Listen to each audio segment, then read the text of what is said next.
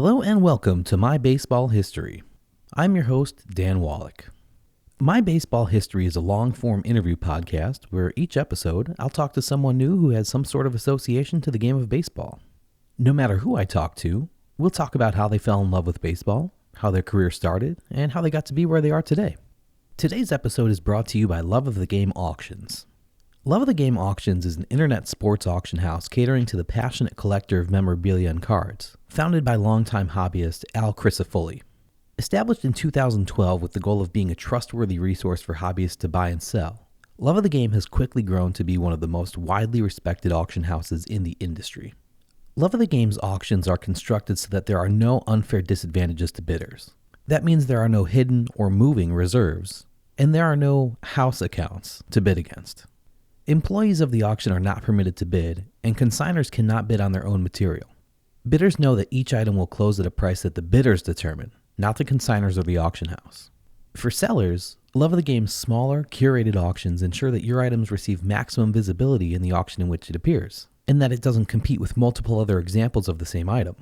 Your items will receive the most possible exposure to bidders and buyers. From extensive coverage on Love of the Game's own website, to advertising through social, print, and online channels, and direct marketing to their base of thousands of current active collectors and investors. Their Spring 2024 premiere auction is live now, and bidding closes on Saturday, March 30th. If you're not already a member, signing up is really easy. Just go to loveofthegameauctions.com, and under the Auction tab at the top of the homepage, select Register to Bid. You still have plenty of time to get in and bid on lots in this spring auction, or to consign items from your collection that you're interested in selling in the summer auction. Head over to loveofthegameauctions.com to join in on the action today. On today's episode, I spoke with the owner and founder of Huntington Base Ball Co, William Peebles. William is a lifelong baseball fan and artist. He's a world-class craftsman who makes baseballs and other baseball equipment in vintage styles, with the same tools and techniques the original makers used over 100 years ago. All of William's detailed measurements and notes regarding material and construction are taken from first-hand observations of the original items. As a result of doing an insane amount of research on the old traditions and techniques to ensure his modern recreations are as historically accurate as possible, William has become one of the world's foremost experts on the history and evolution of the baseball. To that end, the majority of this episode is spent talking with William about baseballs, from examples dating all the way back to the mid-1800s up through the current day. As a trained artist and designer, William has always worked with his hands. His early interest in painting and sculpture eventually led him to Massachusetts College of Art. William established Huntington Base Ball Co in 2009 as a way to blend his personal and professional interests. Every single piece that Huntington Base Ball Co makes is made in the USA, and mostly by one pair of hands, Williams. But these aren't some cheap, loose baseballs you can buy out of a bin at a sporting goods store. These are functional art pieces. When you buy a baseball from William, it comes wrapped in tissue and foil and housed in its own individual box, just the way baseballs were shipped 100 years ago. The box itself is made in an old style and designed to be sealed with a paper band that is unique to every ball and every style that ships. And while you certainly can actually use and play with every piece William makes, they are also each beautiful enough to display or give as a gift. When I was running the Shoeless Joe Jackson Museum, I commissioned William to make some baseballs and coasters for us to sell in our gift shop, and they were huge hits. So I'm speaking from experience when I tell you how beautiful his products are and how historically accurate they are. From the very start, William's tagline has been baseball meets research meets craftsmanship. And when you buy from Huntington Base Ball Co and your order arrives, you'll know exactly why. In this episode, we cover lots of ground. William tells us how his attention to detail surprised even the archivists at the Baseball Hall of Fame. We find out the advantages and the limitations of different leather patterns and stitch counts of baseballs as changes have been made to the ball over the past 170 years. We learn the names and accomplishments of some of the early baseball makers most of us have never heard of, like Doc Adams, John Van Horn, and Harvey Ross. And we hear the significance of some of the names we have heard a million times before, but maybe never realized were actual people, like A.G. Spalding and A.J. Reach. With all of that information and much, much more coming at you, it may be helpful to follow along with the episode's liner notes on our podcast website. You'll still be able to enjoy the interview without the extra help, but sometimes when I'm listening to things like this, I like to really go in depth, so I've provided some photos and links to give you a better understanding of the things William and I are discussing. Those liner notes can be found on the My Baseball History website, which is online at www.shoelesspodcast.com. If you want to follow along, Head to the website where you'll see the William Peebles episode listed first on the main page under latest episodes. Click on that and you'll be ready to follow along. There's an embedded media player right on the page, so you don't need to have multiple windows open while you listen or fumble around with multiple devices. If you want to catch up on any of our previous episodes, you can click on the tabs at the top of the website to go back through past episodes from any of the 3 seasons to date and see a full list of everything we have to offer so far. Everything in the liner notes goes in chronological order of how we talked about them in the interview, so you should easily be able to keep your place as you listen. After the interview, we'll do a recap of what you just heard, adding some extra insight and hopefully answering any questions that may have come up as you listened. And for one lucky listener to today's episode, you can win one of William's baseballs from Huntington Base Ball Co for free. So stick around until the end of the episode for all that. But now, here's my interview with the owner and founder of Huntington Base Ball Company and historian of the baseball, William Peebles.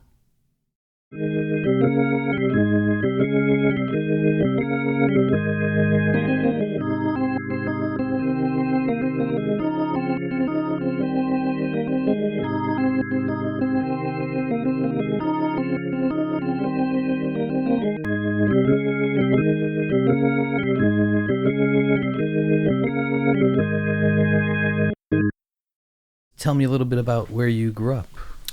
I grew up in Pembroke, Massachusetts. It's about 10 miles away from where I live right now. 20-something miles south of Boston, near Cape Cod. Cool. You say that you don't really remember the names of most of the teachers you had in school, but who are the teachers you do remember and what did they have in common? They were all art teachers. One of them fortuitously placed me next to my wife. Her name was Jane Napolitano. Shout out to Jane. First names even. Yeah. And the other was Charlie Sorrento. He was my art teacher in high school, 10th through 12th grade. And he's the one who kind of pushed me into Mass College of Art. Cool. When you were growing up, you had an old neighbor who had a pretty cool baseball backstory. Tell me about him. I mean, I feel like I grew up around this guy for years, but it was probably, in reality, like months, or probably like a June through August relationship. It was definitely a summer at least. And he saw us playing catch and kind of, sandlot baseball in a neighbor's yard. And he came over and talked to us. And we would see him out on his porch. And he would always be listening to the Red Sox game on the radio. And we would go over there. And as soon as he started telling old-time baseball stories, I was a daily visitor. And just hung out there every day that summer and drank lemonade and listened to stories of old ball players and Ken Coleman on the radio. Cool. So he was your James Earl Jones to your yeah, exactly. Smalls and Benny the Jet. Exactly, yeah. He had a kind of a cool career as well, right? Yeah. When he was a little kid, he was a bat boy for the Boston Braves.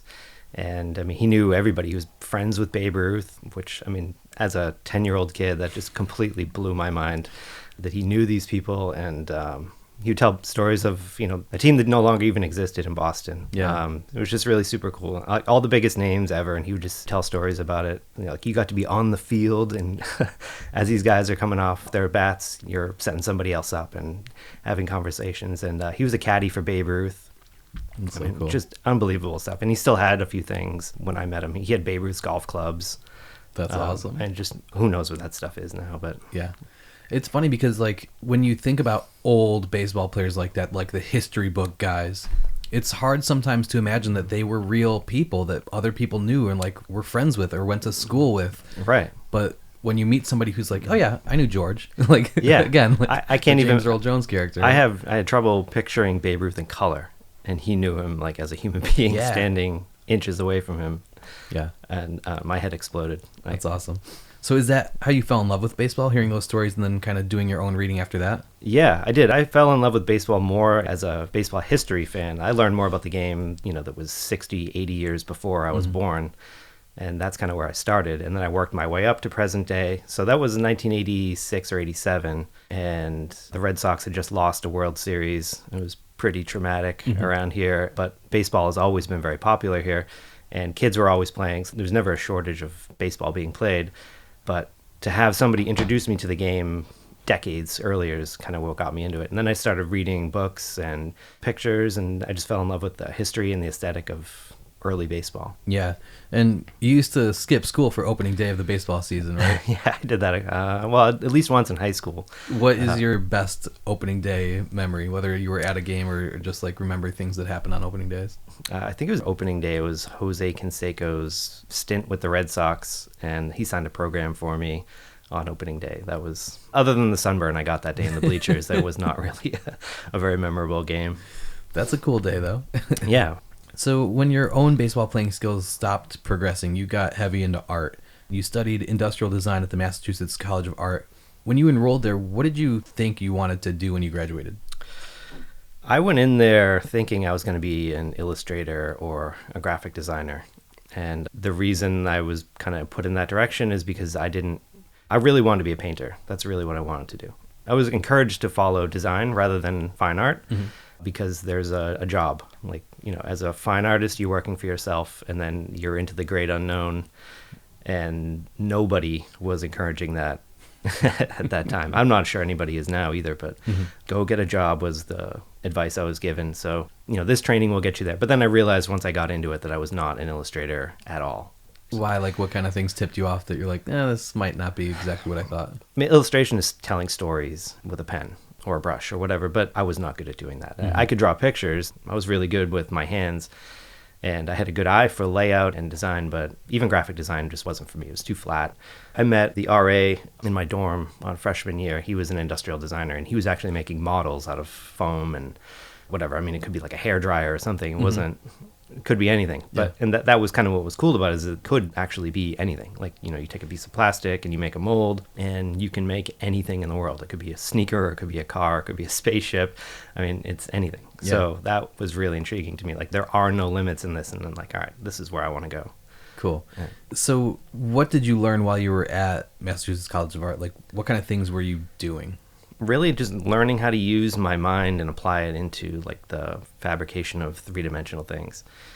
The education that I got was kind of, just go explore and then go do. It was very hands-on, but it was also like, all right, we're going to show you the basics and then you go and do it. Cool. Which was the best part about it. From my sophomore year, I would actually have like an internship, and I would work in a design studio, and I would work with fabricators in various mediums, and so it was very hands-on. And the thing that I got most out of it was actually not in the school, but it was outside of the school, just being in that environment of people who are actually doing it for a living. Yeah, the best advice I ever got, one of my teachers in high school said, don't let your classes get in the way of your education. Yeah. And that's always stuck with me. Yeah. You had an internship at Reebok for a while. What did you do there? I started in the color studio, so we would take existing shoes that had already been designed or had already been in production, and we would kind of just make color swaps. Like, this toe box is white, let's make it blue, or whatever. All these different variations. And then I started kind of cherry picking at the end. Like, all right, I'm going to go swing over here, and I'm going to check out, see what Jared's doing. So this is like the late 90s, roughly? Yeah, I started there in 1996, I think. Cool. Through 99. So who were some of the athletes that you were able to work with while you were there? I did some stuff with the Big Hurt. That was pretty cool. It was a pretty wild era for design. Yeah. He had this crazy black and white shoe that I remember working on. Yeah, so and it was like Allen Iverson was a Reebok guy then. Yep. Sean Kemp. Yep. Shaq. Like, there were some big NBA guys, but there were baseball guys too, obviously. Yeah, Roger Clemens was another one. He came through. I got to meet him, but I never got to work with him. I never really worked with the Big Hurt either. We just kind of, coloring pencils on on his shoe and coming up with some cool stuff. But yeah, there were a bunch of players back then. A lot of Reebok guys. That's cool. So while you were there, you saw a vintage baseball player on the cover of a Smithsonian magazine in the library one day. What was inside that magazine? Yeah, it was about this growing collection of vintage baseball teams throughout America, and kind of caught the eye of Smithsonian, and they're like, we're going to do an article on this, and we're going to highlight all these guys who are going out. They're actually making their own uniforms. They're making their own equipment. And I'm like, oh my God, this is crazy. Like, so I already had this shoe background. I knew how to make a pattern to make a shoe. Like, a baseball is just a different pattern. Right. But it's simpler. Like, it's just a ball. Like, it's just a round thing. There's no angles. And I was humbled. But in theory, it is much simpler, yes, right? It is supposed to be much simpler. And so I applied the same techniques that I would do to lay out a pattern on a shoe, which is, you take the last and then you put the pattern over it and then you can cut it out. So I took the cover off of a baseball and I covered it in masking tape. I would lay it all out, cut it with an X-Acto knife, peel the tape off, and try to lay it flat, and then cut a piece of leather. And then when I did that, the masking tape held the round shape, so I couldn't get the pattern flat. And then when I cut it out of the leather, nothing lined up. I'm like, this is ridiculous. So I gave up on that for a while. And yeah, it was pretty humbling. Obviously, making baseballs is what you do for a living now, but you didn't just jump right in and start your own business. You had other design jobs at a few different places over the next 10 years. How did you eventually get back into making baseballs and baseball equipment? I kind of bounced around. I started out in lighting design, and I was doing all kinds of just, some of it was like fluorescent boxes that were stamped sheet metal, and then it turned into like more fine art lighting where we're working with glass blowers in Murano, Italy. Wow. That was super cool. But none of it was very satisfying, and none of them paid anything. So I left that industry and I went into personal care. I worked for Bath & Body Works. So I was designing bottles for their fragrances and soaps and lotions and all that stuff. And some graphic design for them too, and doing gift cards and things like that. But none of it was satisfying. I was getting paid, but I was not in love with the work. I made a few friends, and they understood like what I was into and what really drove me. And when I left that, I came back into Massachusetts, and I was working in home furnishings, and and I love that. I love that office. Those people were great, very creative. Every day was different. We were making different things every month there was something different. Yeah. When the economy blew up in October of '08, the office just evaporated. Like, I've never seen anything go away so fast. It was the saddest thing I had experienced from a professional standpoint in my young career. It was devastating. My wife and I had a daughter. She was 8 weeks old at the time. Like, I can't just hand off an 8-week-old to go pursue an office job that, where am I even going to go? Right. I was living in Boston, but nobody was hiring, and everybody was out of work. So my situation put me in a really tough category of people who could work. Like, I can only work these hours, and I can only work these days, and it's going to be really tough for the next 4 months or so until I can get daycare. And so I just started working on the baseball project. I talked to a friend of mine who he had started working at the Baseball Hall of Fame. And he said, remember that baseball project that you keep talking about? I can get you connections, and we can get you whatever access you need. So he just kind of kicked the door open for me. His name's Dan. Hey, Dan. That's just where it started. I got hooked up with Sue McKay at Baseball Hall of Fame, and she just, whatever you need, just send me a list and we'll do it. So I went down there for a 3-day weekend with a camera, a notepad, a micrometer, and I just went through all of their stuff in insane level of detail. Like, when I pulled out all my stuff and they saw what I was doing, they're like, nobody does this.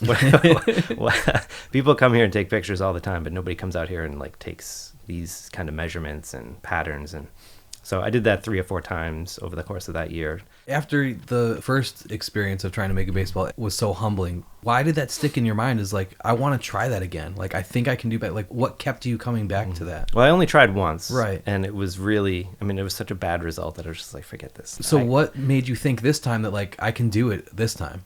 Well, I had 10 more years of experience of working in soft goods and creating patterns to make flat things into round things. I had figured that part out. And I still really did not know that it was going to work. It was just, can I do this? I had an infinite amount of time. So there was no real thought that this was going to be a business. It was really just a matter of, I need to give myself something to do so I don't go insane. And I need to keep my hands and my eyes and just my skills fresh. So when things get better in the job market, whatever, I'll be able to go in and there'll be this gap on my resume where, what did you do from October 2008 to October 2009? I could say, I 3 or 4 baseballs. Yeah. Yeah. I was raising a kid, but I was also doing this. I could have designed leather goods for anybody from all the things that I learned over the course of that experiment. Yeah, that's cool. As you were kind of getting ready to launch this new business, is that when you started really researching like crazy and getting into the history, the evolution of the baseball and other equipment, or is that something you were always kind of into and just already had a decent knowledge base of? Yeah, I had an interest in it as a collector. So I would go out and I would try to find the oldest things that I could possibly find. Back in the old days, like, you had to go and turn over stones and go to antique markets and go dig through Brimfield, or when I was living in Ohio, there were tons of antique markets. So I would just go scour those. And then, like, when eBay came around, I was like, oh my God, like, there's stuff everywhere. And That was pretty shocking and pretty damaging to my wallet. Yeah. But I would try to find the oldest things possible. So I had an interest in that level. And then, all right, these are things from the 1920s. What else is out there? Is there anything from 1900 or 1890 or 1870? I mean, it was really hard to find. It still is really hard to find, but auction houses and things like that. So I'd see pictures and like, okay, I need to go find something like this. So, I mean, I've got a few of them on the table here, but yeah, they were not really out there. When you would search on eBay or other things like that online, were you typing in like 1850, or were you just typing in vintage because you figured if somebody knows what it is, they're not putting it up for sale? You could go on eBay right now and search baseball gloves. If you just put in baseball glove, you'll have 100,000 results. But back then it would be like 2,000 results. And I would just go and scroll through every single one of those. I got really good at scrolling fast. Skip. And, you know, most of them would just be junk. And then I'd cherry pick and picking, like, that's the one. And it's $20. All right, I'm going to bid on it. And that's kind of where it started. Cool. Well, that's where it really got serious. That's not really where it got started. Right, yeah. The notes that you took on those Cooperstown trips, they were, like you said, incredibly diligent and detailed. What were you particularly interested in getting down on paper so you could have when you got back home? And like you said, that the people at the Hall of Fame were like, yeah, just make me a list of what you're looking for. How did you even know what questions to ask? Like, how did you know, like, I need you to pull this document? Where did that start? I just asked to see the oldest baseball gloves and the oldest baseballs that they had available. So they have stuff that's out in the cases and it's part of the exhibit, and they don't pull that stuff. But they have so much more in the archives that you could spend a week down there and just scratch the surface of it. So like, all right, whatever your favorite pieces are, just show those to me. Like, I don't really care what they are, but I'm looking for early stuff. So I want to see stuff from like, you know, 1850s, 60s, 70s, 80s, and I want to see what the differences are. I mean, a lot of the stuff I got after that experience, like as I became more knowledgeable, these kind of things would pop up in the market and then like, I know what that is. Yeah. And nobody really knew what this stuff, I mean, a few people do, but not a lot of people. It was not like a common knowledge. Right. And it still type isn't thing. really. Right. I mean, No. it's more common, but it's still not like the average person walking down the street is like, oh yeah, that's a lemon peel ball. Right. Exactly. Yeah. So, I mean, I have a modern Major League Baseball in my hand right now. Feel the thread on it. You can see the spacing on the stitching. But then when you contrast it to something from the 1890s, I can see it visually. I mean, I just pick up on it immediately, but the threads are smaller. The distance between the stitch holes are much shorter. The thread is different. I mean, there's so many different things that I see that most people probably don't see, but to me, it's very obvious. Yeah. And like, all right, I'm getting it. Well, it's not like you had access to dozens and dozens of baseballs that were actually from the 1850s to be able to cut them open and see what the insides were made out of, or take apart stitch by stitch and look at exactly how the cover was cut and where the holes were punched. And like, those would be ways that you could perfectly recreate a template. So how did you do it? Were the drawings that you were finding in Cooperstown that detailed and accurate that you were just like, okay, I get what they're going for here? Yeah, I would just take measurements. So circumference measurements became really important. And then with the micrometer, I would just go every single stitch. Like, all right, these stitches are 2 millimeters apart, or these stitches are 2.5 millimeters apart. I mean, it really got that fine. Yeah.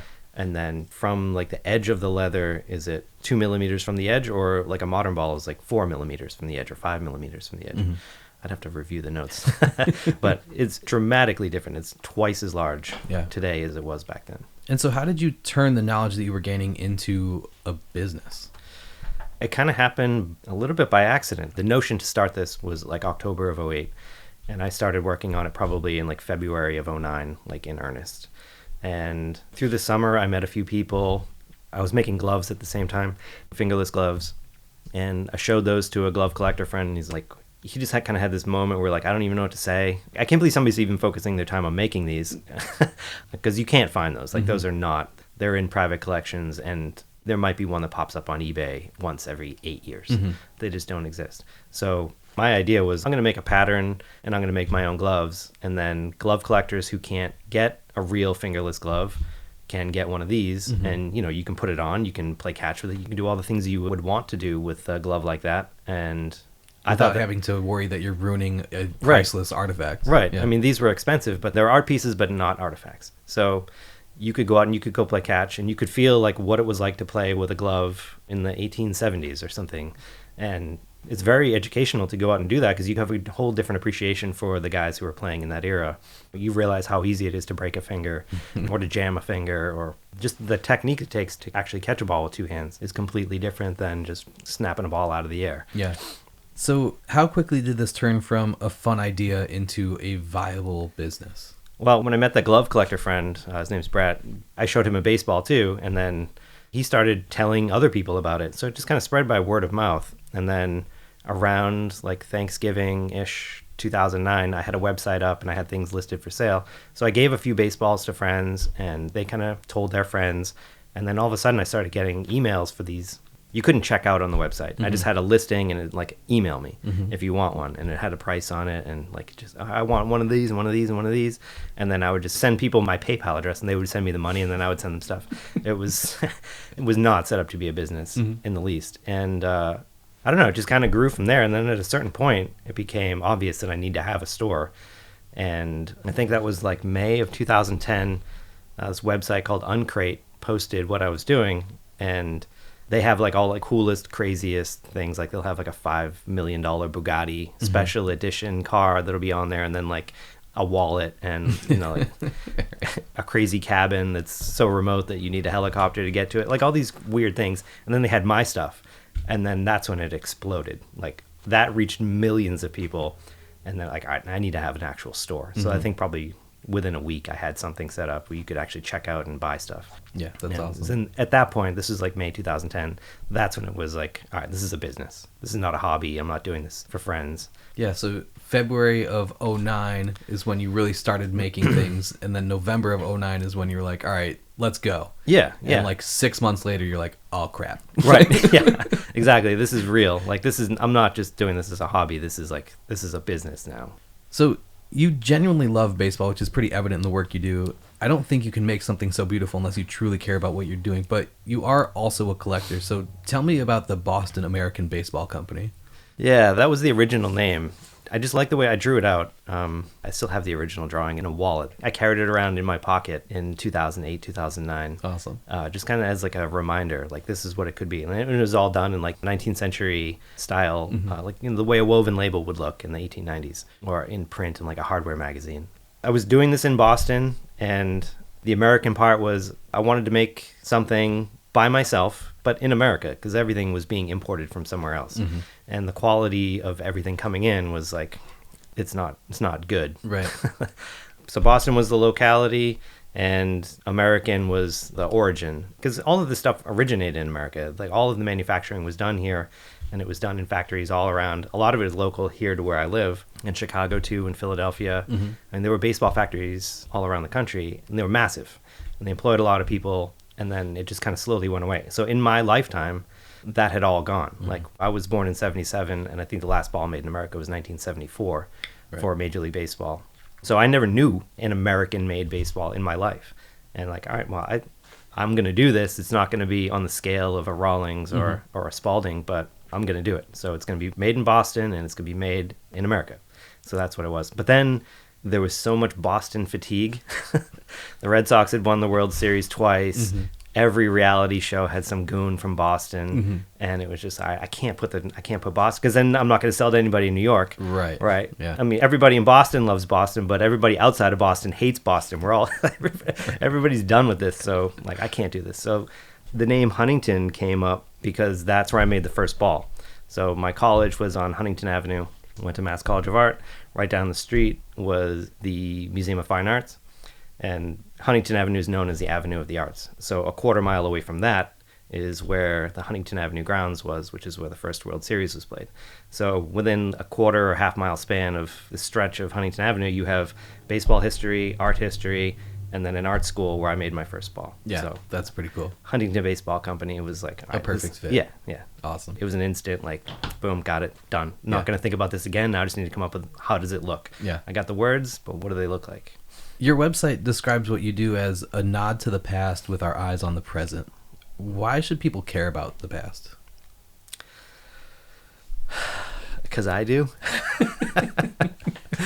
I don't know. I think it's important. The skills that it takes to make these things are almost entirely gone. And there's a huge sadness when I realize that, like, all these industries that have gone and are probably never coming back, or potentially could come back, but probably not. It's so much cheaper and easier to just buy something online than it is to buy something from a manufacturer or, a craftsman or whatever. Mm-hmm. It makes me really sad. So to be able to bring something back in even a small scale and to be able to have a skill that I can teach to other people, I don't know, that makes me very happy. It's very fulfilling for me on a personal level and professionally to do that. Yeah. And I do that in a lot of different things here. I mean, baseballs are the primary focus, but it's, I make hand-sewn pennants too. And like nobody's done that in a really long time. Right. Probably more than 100 years. Yeah. Everything is screen printed, and I don't do that. Yeah, and the ones that were made 100 years ago are in the Hall of Fame. Right. Yeah, exactly. Because they're pieces of art. Yeah. True history. Yep. Yeah. So let's go through and really go into detail about how the baseball itself started out and then what design changes it's gone through over the years. Are you cool with that? Sure. All right. Yeah. There is so much more to a baseball than the pattern of the material used to cover the exterior, the material itself, and the stitching. The core of the baseball is just as, if not more important. So tell us generally, how has the inside of the baseball changed over time? Like when baseballs were first being produced, what was inside the cover? So I've never actually cut one open because they're worth thousands of dollars. Right. Like these two on the table here are incredibly valuable, and they're actual artifacts you would never even think of. I mean, you could maybe do it with an x-ray or something, but I don't even know what you'd even see. But yeah, there would be something hard in the middle, and it could be anything. It could be an organic matter, it could be metal, it could be a piece of rubber, salvage from a shoe or a boot or whatever. And then they would just wrap it, usually in like a wool yarn. It could be an old sweater, probably not new material. It would be recycled. And then covered in leather, probably also recycled from something else, and then hand sewn. So a lot of the early stuff is not a lot of consistency, especially in the very early days, because a lot of these were being made at home. Mm-hmm. Or, I made it like a cobbler's shop or something like that. And then 1850s, 1860s, you start seeing more manufacturers popping up, and then you can see more consistency within that person. I don't know, there may be 10 or 12 different makers going on in Brooklyn alone at a certain time, and then each one kind of has their own slightly different take on how to make it and their own techniques. And then once you get into like the Spalding era, like mid 1870s, everything looks the same. Like they're using industrial tools and they're cutting everything with a die. Mm-hmm. So everything is exactly the same. They're using the same thread on every single ball. And then everybody is working at a workstation where the core has been made on a machine and everything is exactly the same. And the only thing that's different is the person who is sewing it together. Cool. Obviously, there have been thousands of bat and ball games throughout history, literally dating all the way back to the ancient Egyptians. So the concept of a ball for a game is nothing new. But what would you say is the earliest manufactured baseball for the sole purpose of playing the game of baseball as we know it? Like 1850s-ish. Okay. Seems to be like in that era. And there are lemon peel baseballs that were probably used to play baseball, but they were just sport balls. They weren't necessarily baseballs. Mm-hmm.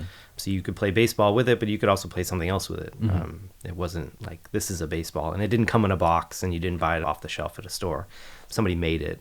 Maybe your mom made it. Mm-hmm. It was that kind of thing. And so were early baseballs, like I know the lemon peel baseballs were leather, but were baseballs earlier than that covered in cloth? I've read that some of those early baseballs, even like, I'm not making this up, I promise you, the insides were often made from the eyes of sturgeon.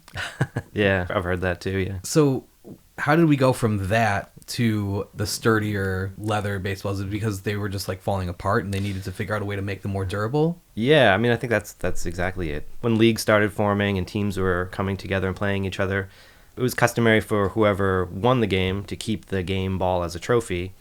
And they would use one ball for an entire game. So if you have a ball that just explodes, the game is over, mm-hmm. and that's not fun. Right. Nobody wants to end the game on an exploded ball that you can't pick up and throw anymore.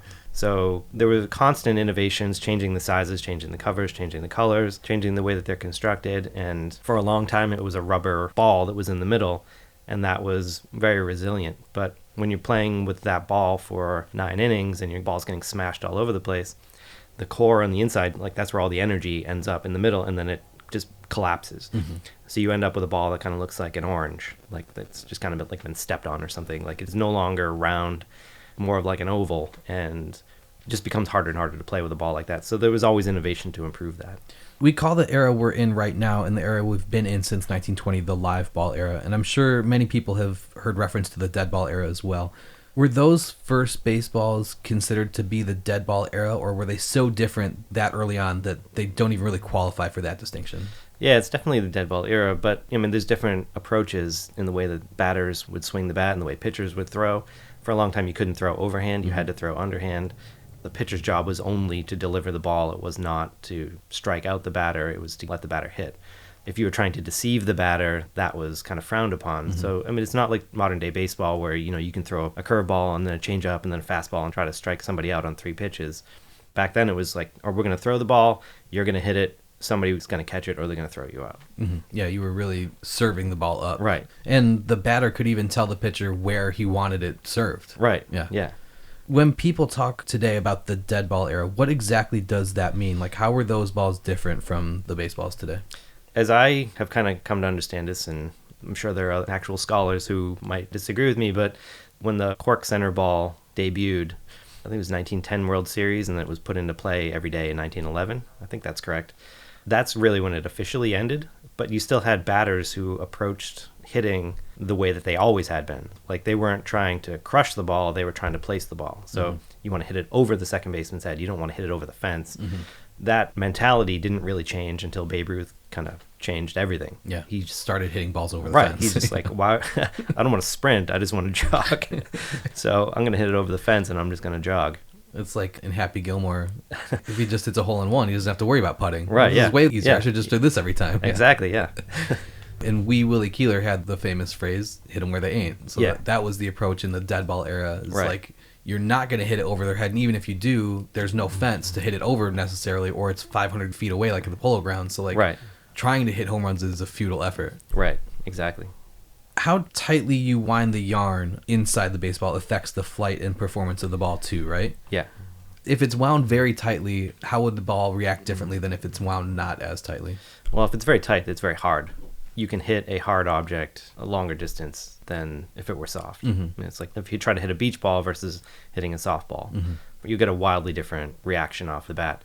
Or a golf ball and a baseball. Like, golf balls, I don't know, 5 times harder than a baseball, and you could probably hit it 600 yards with a baseball bat or something insane. Yeah. You'd be lucky to hit a baseball 600 feet under perfect conditions. So I actually don't do the winding myself. These are all machine wound, and I don't do any of that. I buy the best cores I can get, and I use those. It's the best ball from inside and out, but I don't actually make the inside part. Cool. Interesting. How did players treat the baseballs, and how long was each ball used? I know you said about the trophy ball concept, and that at the end of the game, the losing team would give it to the winning team, but was that common all the time? I thought that was only kind of implemented in like the 1870s-ish. Yeah, so the owners, it's probably just a cost issue. I don't know if it's a matter of being cheap or what, but they would use the same ball for the entire game for as long as possible. In terms of like when the game started until, I think it was Chapman, when he was beamed and then he died because the ball was blackened. By the time he got hit with it, the ball was basically destroyed. Pitchers are spitting on it or was that Carl Mays? Yeah. I don't know if he doctored the balls or not. I'm not sure if that was his thing. But even if you just hit it into the dirt, or if it's rainy or humid or whatever, and it just collects dust and dirt, they didn't have like crushed brick infields that were clean like they have today. It was just, if it hits the ground and the ground's wet, then the ball's going to get muddy and it's going to get dark. Yeah, and it was a cloudy day that day apparently, so it's even tougher to see. Yeah. As a player then, the pitchers probably liked using the ball a long time because it became harder to hit far, but the batters didn't like it because it became harder to hit far. Right. Using a new ball is going to travel better because this ball hasn't been broken, basically. Pitchers would love to use the same ball all day long because it becomes dead as the game goes on. It seems like the first real innovations in baseball came in the mid-1840s when Doc Adams, who was a member of the New York Knickerbocker Baseball Club, started making 4-piece leather covers using a method he learned from a Scotch saddler. Was Doc Adams the first known baseball maker in America? That's what I've heard. I don't really know what there is to back that up. I mean, there seems to be a lot of momentum behind it now. I don't know if there's any like physical... I'm sure there were people who were making baseballs before him, but it was, like you said, it was just like somebody's mom or like some random person. But like Doc Adams seems to be the first person who we know this guy was making baseballs. Yeah, that seems to be the case. I don't know of any physical evidence that would kind of confirm that. I don't know that anything exists from that early. But there's definitely stories, and I've heard a few of them, but I haven't really done a deep dive on him in particular. And there's like journals and literally receipts from him fulfilling orders from people who had been placed. Yeah. So yeah, we know that he was a very early baseball maker. In the late 1850s, a new method was starting to get used by guys like John Van Horn and Harvey Ross. And those baseballs are called one-piece cover baseballs, but they're often referred to as lemon peel baseballs. Where does that name come from, and how were they different from the four-piece cover balls? So the one-piece covers kind of look like a flower petal. So if you kind of picture like a 4-petal flower and you lay that out flat, the 4 points will come together on one side, and then the back is solid. And there were variations on that too, where like instead of coming together in 4 points, it came together in 2 points, and then there was a straight line between them. But it's all basically the same idea, where you take one piece of leather, you cut it out of that, and then it can't really rip. You can rip a seam, but you can't really tear the leather, and it's just harder to do that. The downside to that is that it uses a tremendous amount of leather. So you need a big square of leather to cut out this shape, and then there's a lot of waste. So it's not very economical to do that, and you can kind of see, like I can tell when I make them, that a lot more going in the scrap pile than there should be. Mm-hmm. How important to the game of baseball were guys like Doc Adams and John Van Horn and Harvey Ross, like guys who were really some of the first baseball makers who were doing it consistently? Yeah, I mean, they were the guys who were kind of laying the cornerstones for what the actual ball was going to be. They were creating patterns that had lasting effect in the game, and a lot of that business was stolen by bigger companies as things go along, so there's a little bit of tragedy in that story too. But Louis Mann, another maker here locally in Boston, he made the first National League baseball, and then Spalding came along and just wiped him out. Yeah, we'll get to that. In the instance of Doc Adams, he wasn't just making balls for his team, he was also making balls for the other organized teams too. So if it wasn't for him, would somebody else have stepped up and done it, or would the sport of baseball just stopped? Oh, somebody would have had to do it. There were teams and forming leagues that would have demanded it. Who would have stepped up to do it? I have no idea. I don't know. I'm going to be curious to dig into him a little bit more. You've piqued my interest. Every year in Cooperstown, somebody hands out these little like flyers and pamphlets saying, Doc Adams for the Hall of Fame, and they list various achievements and things like that, and they make a story for it, but I don't really know too much about him personally. The reason I do is because I interviewed Marjorie Adams, who is his great-granddaughter. Okay. It's an interesting episode. You should listen to it if you have a chance. In March of 1858, 25 clubs met in New York to form the National Association of Baseball Players. A set of rules was agreed upon, published, and made available to individual teams and also possibly to the general public. So for the first time ever, the baseball's size, weight, and materials were specified. The core was to be composed of India rubber, but by failing to specify how much rubber could be used, the association left open the possibility that teams would choose baseballs whose liveliness fit their own style of play. The rules further stated that the ball would become the property of the winning club as the trophy of victory. So that's what we were talking about before. I was just at the Hall of Fame in Cooperstown, and they have a bunch of those trophy balls on display. Yeah. And they really stuck out to me as just being such a cool concept. Like, I would love to walk into a stadium today and see a visual representation of how many wins the White Sox have because they have a trophy ball displayed from each of their wins that season. Why did that stop happening?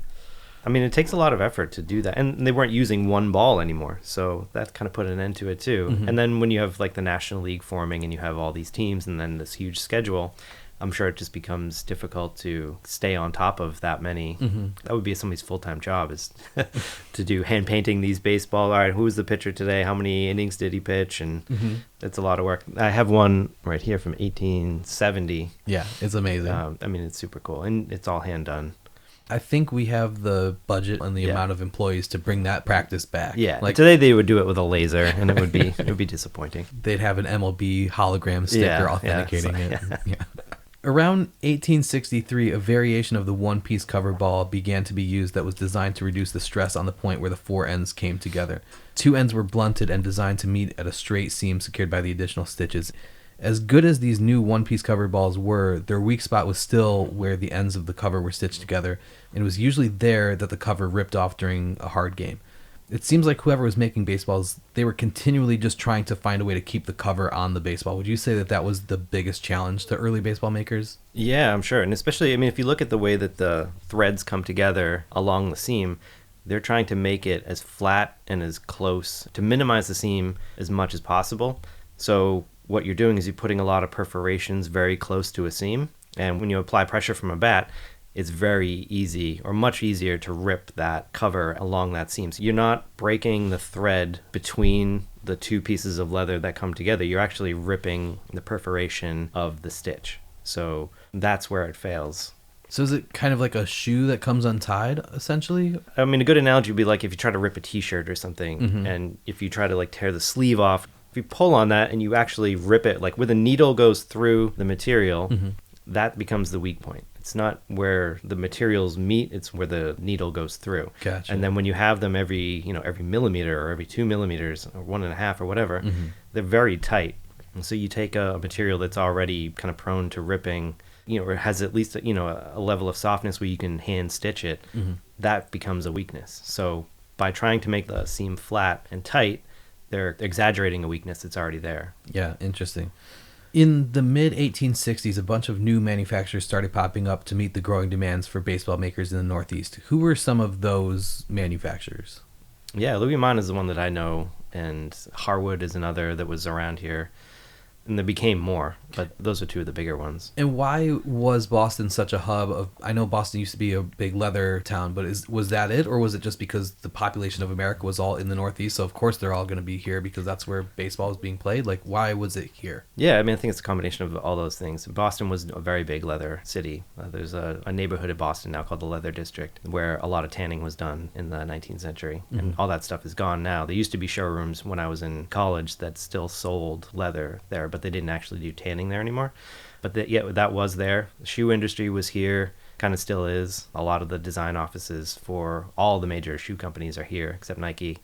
It's something that's been in this area for a very long time. Sporting goods in general have been kind of made in this area pretty consistently.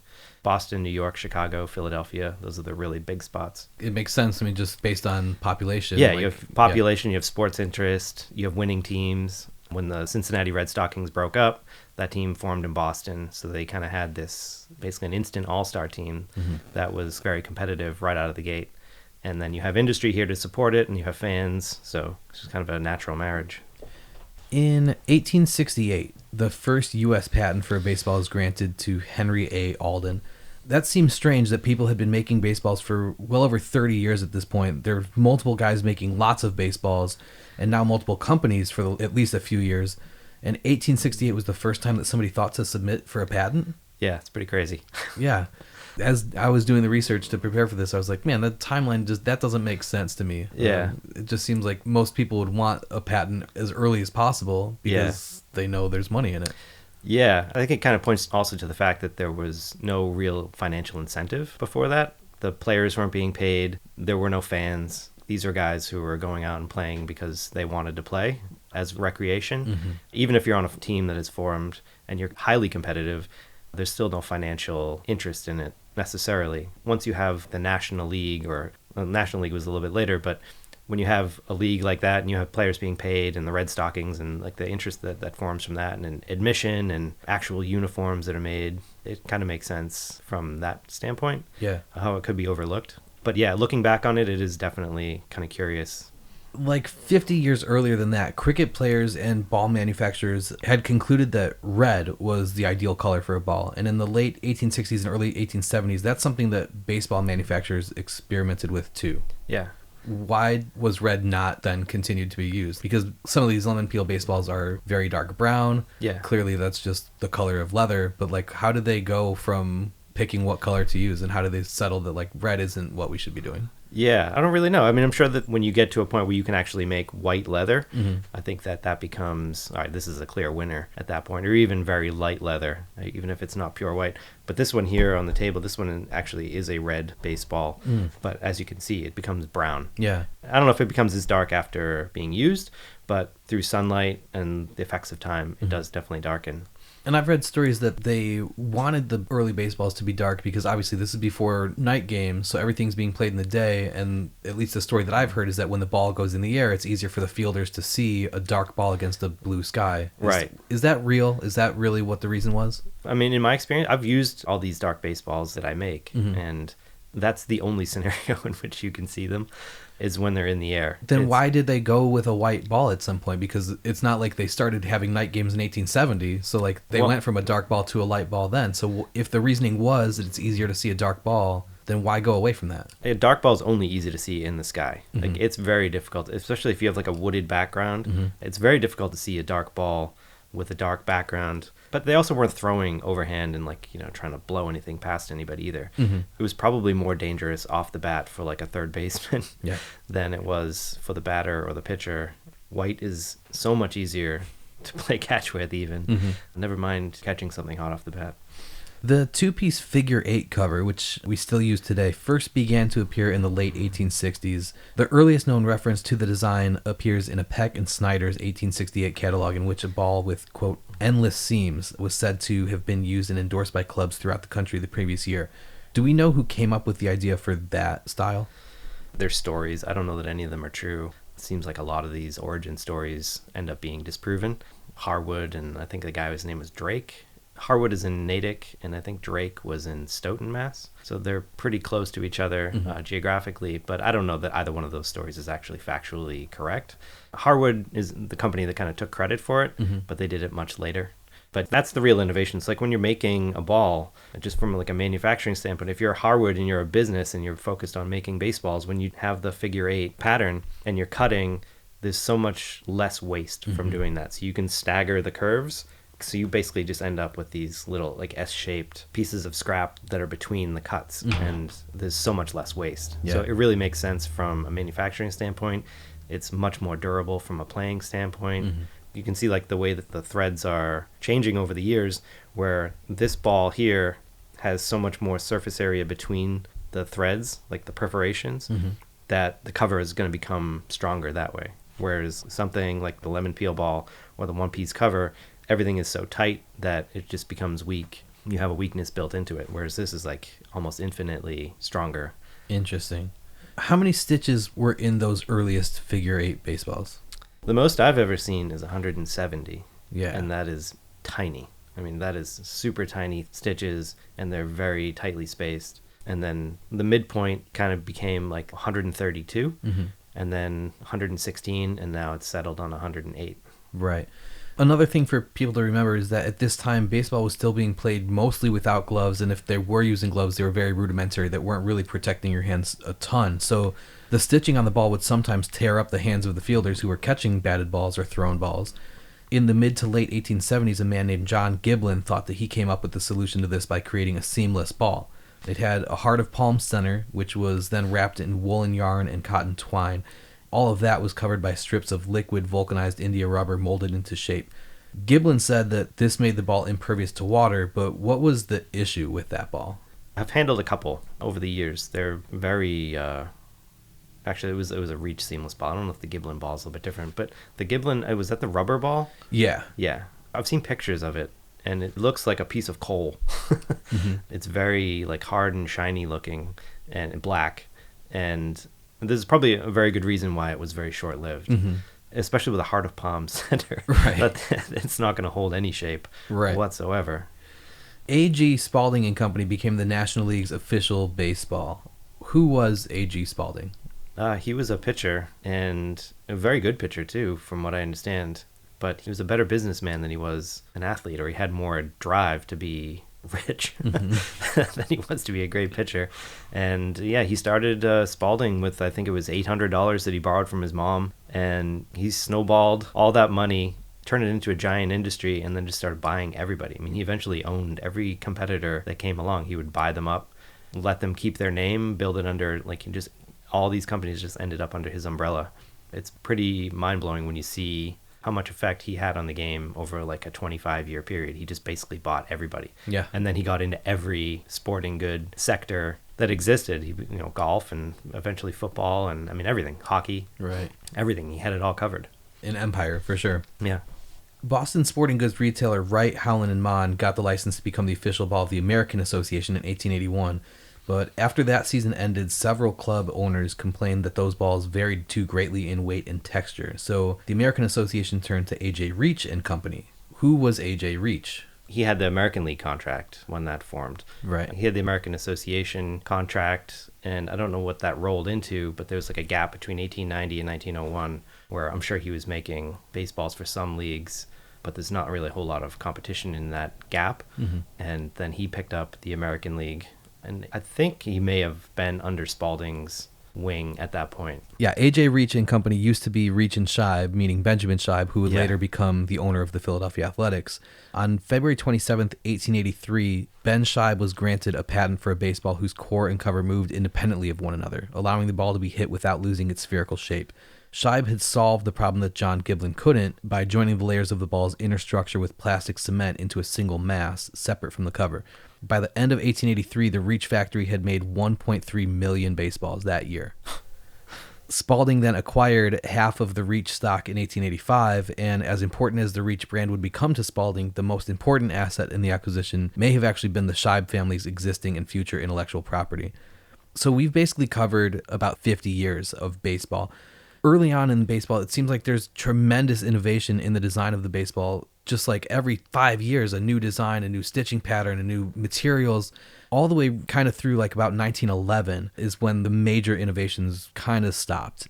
If you look at the whole history of the ball itself, there's also a continual progression in the decrease of the stitch count. How does the number of stitches affect the way that the baseball behaves and moves, not just the weak points and the structural integrity of the ball?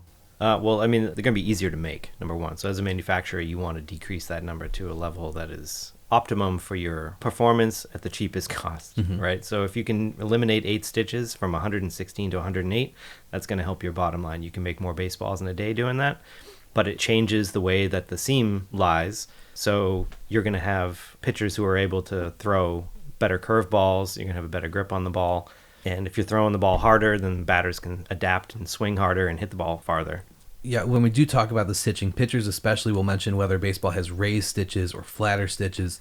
What difference does the height of the stitching make? Like, why does that matter to a pitcher? You can get a much better grip on a high seam. A flat seam feels smooth in your hand, so it's harder to get a great grip on it. I'm not a good pitcher, and I never had a great curveball, but I was kind of taught how to throw one a couple of years ago, and I was able to make a flat seam ball curve. So I don't know that it really changes the physics. I'm sure it does in some way, I'm sure a measurable way, but it is still possible to do that with a flat seam ball. I was very surprised to actually see that happen because I'd never been able to make it work. Were you like, man, if I went back to Little League, I would be dominating. Yeah, I would, absolutely. Yeah, as a 42-year-old man, I could crush Little League. A man named William B. Mallow continued experimenting with seamless rubber baseballs, and by 1883, he had found a way to stitch the leather without exposing the seams to the exterior. But without seams, that made curveballs and other trick pitches much harder. But in 1884, restrictions limiting overhand pitching were fully removed, so pitchers could throw however they wanted all the time, and the balance of power shifted far toward the pitchers. The problem became significant enough that the National League instituted a 4-strike rule in 1887, and hitting had gotten so bad that by 1893, the pitcher's box was moved back 5 feet to its present distance. In 1889, it was not unusual for the same ball to be used for an entire game, and we kind of talked about that already, but that level of use made it more likely that a player might actually knock the cover off the ball. Daniel M. Scheib, who was Ben Scheib's son, filed a patent application in July of 1889 for a baseball cover secured by a secondary saddler stitch, which is kind of like wearing a belt and suspenders at the same time. It was meant to increase the ball's longevity. Spalding's new double seam ball was advertised for sale in Spalding's 1890 catalog and remained part of its line until 1916. But why didn't that ball catch on more formally and get adopted into the major leagues if it was a more durable baseball? Yeah, I'm sure it's significantly harder to make. So you're sewing it twice, so your output is going to be half, at the most. And I've never actually been able to figure out how they did that second seam. I think it goes underneath the cross stitches where you're kind of doing it's called a saddle stitch. It's the way I make wallets now, but it seems as though it would be a very difficult, maybe they're doing that first, I'm not really sure, but there's a cross stitch that is like you laced a shoe, which is what every baseball in the world today has, and then next to that parallel was a straight line of stitching that looked like it was done by a machine. You see the thread come up and it comes down, and it's from point to point all the way around, and it runs in a line outside of that cross stitch on either side. I've never really been able to figure out how to do it. It seems like that might be like the next fun project for me to try to do. But thinking about it now, they probably did that saddle stitch first, pulled those edges together, and then sewed the cross stitch like you're lacing a shoe along the seam. But it's twice the work. But if the balls are that much more durable, your output doesn't need to be as great, right? Yeah, true. And I think they lasted until like 1910 or something like that in the catalog, but they were never used in any league that I'm aware of. It was always the most expensive ball, and I don't really know who was using them. And they're incredibly rare to find, so they probably didn't make a ton of them. You know how they used to have those circular cardboard, literally like a fan with a wooden stick, and it was a player's face on a baseball. It was called a fan for a fan. Yes, yeah. The design of the baseball on those was this double-stitch baseball. Yep. So it's almost like they were using that as a way to gently remind people, like, hey, we've got this other baseball too that is available. Yeah, I mean, it's probably like, you know, the equivalent of buying like an expensive pair of sneakers that don't really help your basketball game. It's not really going to make any difference to your game, but, you know, you're just kind of showing off a little bit. But I don't really know who is using it. I've never seen any evidence of any league that actually put that ball into play. Probably did happen, but I don't know about it. Yeah, interesting. So like you've been talking about, stitching baseballs requires highly skilled and therefore expensive labor. Who were the people usually doing the stitching of baseballs, and how would they do it? Was it all by hand? Were machines being used yet? No, it's all done by hand. Yeah. It's entirely by hand. So who were the people doing that normally? I mean, I've heard tales of factories in upstate New York being all women and not being in a central location, but like they would actually take the equipment home and make baseballs in their house. And then you have factory photos of Draper and Maynard and Spalding and Reach, and it's a mix of 30, 40-year-old men and women. So it's kind of a mixed workforce. But it's hard to really say. The photos that I've seen, some of the ones that I have, are men sewing and women doing winding, but it's not always the case. And this was before there were child labor laws, so did children also help with this, or was Not that I've ever seen. Okay. Yeah, I've never seen pictures of anything like that. I'm sure it existed. It could have. But it's also like a skilled labor position. So there's no real incentive to have a kid do this. My son is actually making that ball over there. Awesome. And it is, it takes forever. And it's dangerous because the needles that I use and they use are incredibly sharp. They're surgical needles. I mean, it goes through leather like it's nothing. So, I mean, it'll go through your finger just as easily. It can turn into a bloody mess. Literally. Yes. Yeah. In 1890, Spalding partner Ben Scheib then applied for a patent that would standardize stitching methods. He fabricated a die with 116 pins in it. When pressed into the leather, would cut all the holes at once. Scheib claimed that using the die, unskilled workers could outperform skilled workers in both speed and quality. When you first started your business, you started making everything by hand, just like those old baseball makers. Yeah. What are the steps that go into making a baseball by hand? Step by step, what do you need to do? How I did it or how they did it? Yes. I mean, I have a few pieces. I've got an old die on the wall over there, and I've seen some photographs, and I've seen like the workstations that they were using. So I had a little bit of direction. I don't really know that they were cutting anything with scissors like I was doing. I was doing it wrong. I mean, I was doing it inexpensively with what I had. And I'm sure that's how they started. Yeah, probably. Yeah. I mean, it just makes sense to do that. You know, you lay your pattern out with a template, you cut around it with a knife, and then once you form it around the core, you can secure it in some way. Like I use an elastic because it's easy and I can maneuver it. But then they'd have to go around with an awl and place all of these holes individually all the way around, make them evenly spaced, and then they can sew it. And so that's another reason why you're trying to decrease the number of stitches, because it's much easier to do 108 times 2 than it is to do 170 times 2. Right, exactly, yeah. I was making 170 stitch baseballs with an awl, cutting these patterns out with scissors just to get the shape, and then going around with an awl, and then sewing it. And the way that ball is put together, it uses one thread. So like a modern baseball uses two and they cross. The 170 stitch ball uses one needle and one thread, and it just goes back and forth between the holes all the way around. So you start out with this length of thread that is 7 feet long, and get it in, and you pull, pull, pull, pull, pull. And then when you get to the very end, I've actually run out of thread before. And like, what do I do now? What's the answer to that? What do you do? Throw it away, start over. You only make that mistake once, really. Right. You're going to add 6 or 8 inches to the next one. But yeah, it's kind of frustrating. Yeah. Along my table here, I have increments on the table edge. So now I know exactly, like, all right, if I'm making a 108 stitch ball, I'm going to pull it this far. If I'm making 116, it goes this far. 170 goes this far. The one piece cover, it's this far, and then I make it 4 times. So I double it over 4 times. But at a certain point, your business got to a place where you had to get tooling. What was the order you received that made you go, okay, I need to make the jump here and not do this all by hand? So this catalog company called Red Envelope reached out to me, and they're like, yeah, we want to buy the Federal League baseballs, and we want, there's like 24 dozen or something. Wow. Like, all right, well, I need to figure this out. So I can't do these by hand. I can't cut them individually by hand. That'll take forever. Like, I could spend an entire week just cutting patterns. So I already had my pattern laid out digitally to create my templates.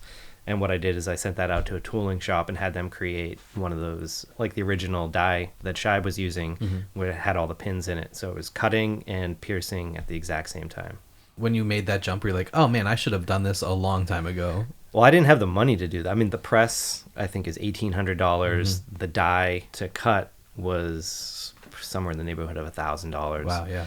So, I mean, it was a pretty significant financial investment. But yeah, 100% worth it. No looking back. If anything happens to that when I'm buying another one without even thinking twice about it, there's no way I'm going back. Yeah. I bet you were strong as hell, though, doing everything by hand, like cutting the leather. Yeah, well, only my right forearm. Yeah. I've got a punch that it's heavy to begin with. It's cast iron. It probably weighs, maybe 8 ounces or something like that.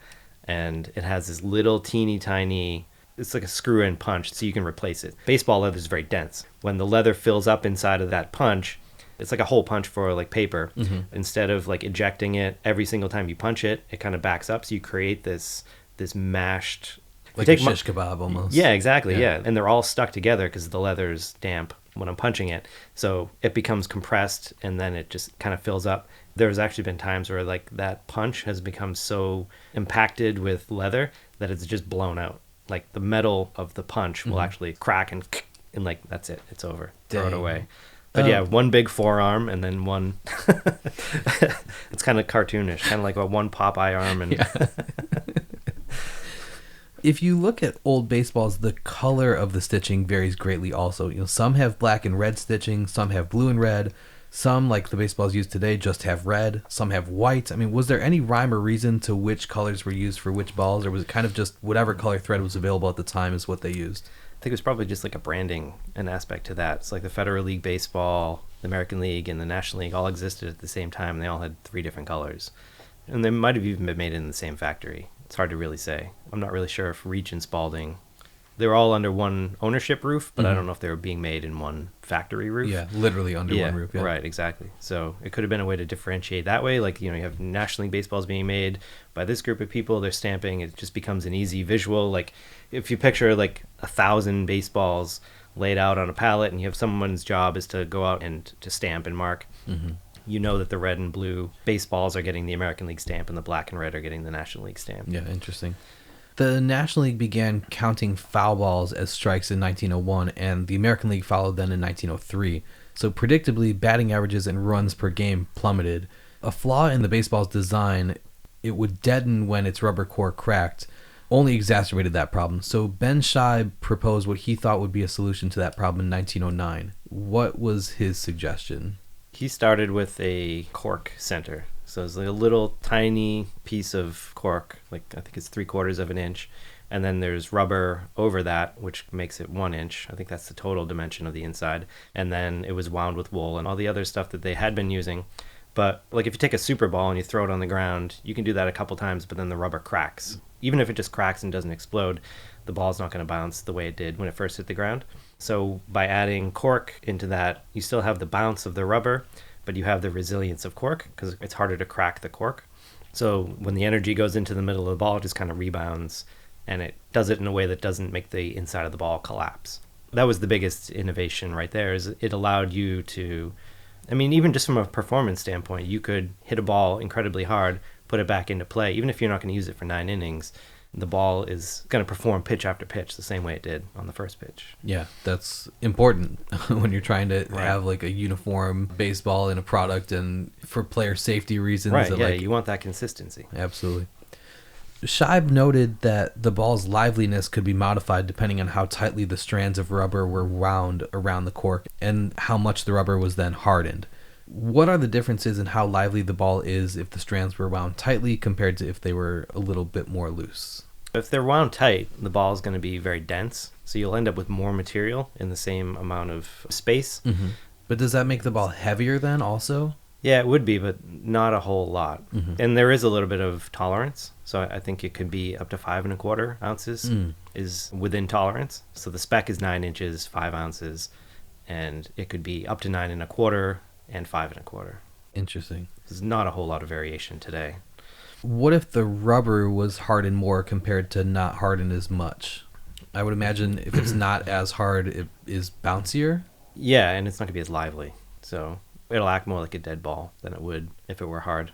So the baseball leather itself is hard. Mm-hmm. And then if you have tightly wound wool on the inside covering a hard or dense center, it's going to outperform distance-wise a ball that is slightly less tightly wound or with a slightly softer core. Interesting. Yeah. I mean, I went to art school. I didn't go to MIT or anything. but you've done your research. Yeah. Does the type of yarn that's used have an effect on the liveliness of the ball? Are there different types of yarn, or is it just like yarn is yarn? Yeah, there's a very specific type of wool that's used, and the thread or yarn that they use has a specific amount of yarns in it. The way that they twist it has a thickness like a rope that is consistent from ball to ball. Mm-hmm. So the inside has a thicker yarn, and then on the outside it is wound with a thinner yarn. So if you had that thick yarn on the outside, it would look like spaghetti underneath the cover of the leather. Whereas, when you wind it with the fine threads on the outside, you create a smooth surface. Yeah. And that also adds a hardness to it. Like if you tap on the core of a modern baseball, you can kind of hear that it's kind of like an eggshell. And is everyone kind of in agreement that the pattern of the baseball being used today and the number of stitches and everything, like, does everybody agree that the ball being used today is as perfect as it's going to get? Or are people still experimenting with trying to lower the stitch count or use a different leather pattern? The pattern has not changed and the stitch count has not changed. The leather seems to change a little bit from year to year, whether that's a chemical, because leather is not the cleanest product to make. So when you take an animal hide and you have to soak it in something, the regulations are getting stricter and stricter where, you can't put certain chemicals into that bath. And if you do, you're on the hook for treating that water and cleaning it and separating it and all that. So I don't know if they're changing the leather for that reason or if they're changing it for performance reasons. Maybe it's a mix of both. Mm-hmm. I'm holding a Manfred era Major League Baseball prototype that was used in spring training in 2019. And this leather has kind of a sticky, it's like pre-rubbed out of the box. Mm-hmm. So there's something in it, like they've impregnated it with some kind of tacky material that gives the ball grip, but doesn't require mud. So I know they're doing things like that. These were only used in spring training. They weren't used in Major League play. So would they still rub those down with mud? No, not that one. Interesting. They still do in modern Major League Baseball now because they did not adopt that leather. But something we touched on already, the death of Ray Chapman in 1920 really seemed to be the turning point in how baseballs were handled and managed during a game. But have there been innovations to the baseball itself since 1920? I'm sure that they're always adjusting. There's this period in 1942 where in World War II, for the war effort, they changed the inside of the balls, the materials that were being used, cardboard was going to the war effort, cork was going to the war effort, rubber was going to the war effort, wool, all this stuff.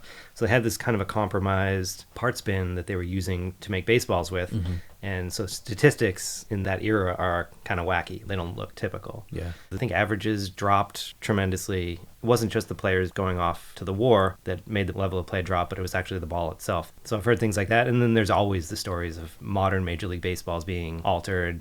You mentioned a couple weeks ago that changing from series to series, how the ball is being made. And it's always interesting to hear that kind of stuff. And I'm never surprised when I hear it. It just kind of feels like to make the game more interesting. Yeah. Yeah. So in 2018, Major League Baseball bought Rawlings, which is the company that has been the exclusive supplier of baseballs to the major leagues for over 40 years.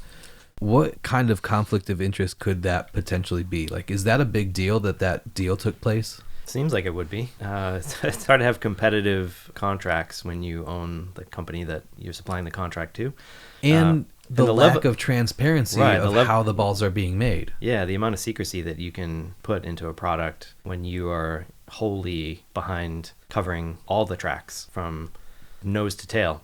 Yeah. They own everything. It definitely seems like Major League Baseball is not only making adjustments to the baseball, but they're straight up manipulating the baseball. You referenced the recent story that came out and said Major League Baseball is flat out using two distinctly different baseballs in regular season gameplay, at least, possibly in the playoffs as well, but at least in the regular season. One ball for marquee matchups and nationally televised games, and that ball flies farther and makes it easier to hit home runs. And an entirely different ball for games between teams that don't get necessarily as good of ratings, or during weekday games or things where people might not be watching as much. And that ball doesn't fly quite as far, and it makes for lower scoring games. So what are the implications of that if that's true?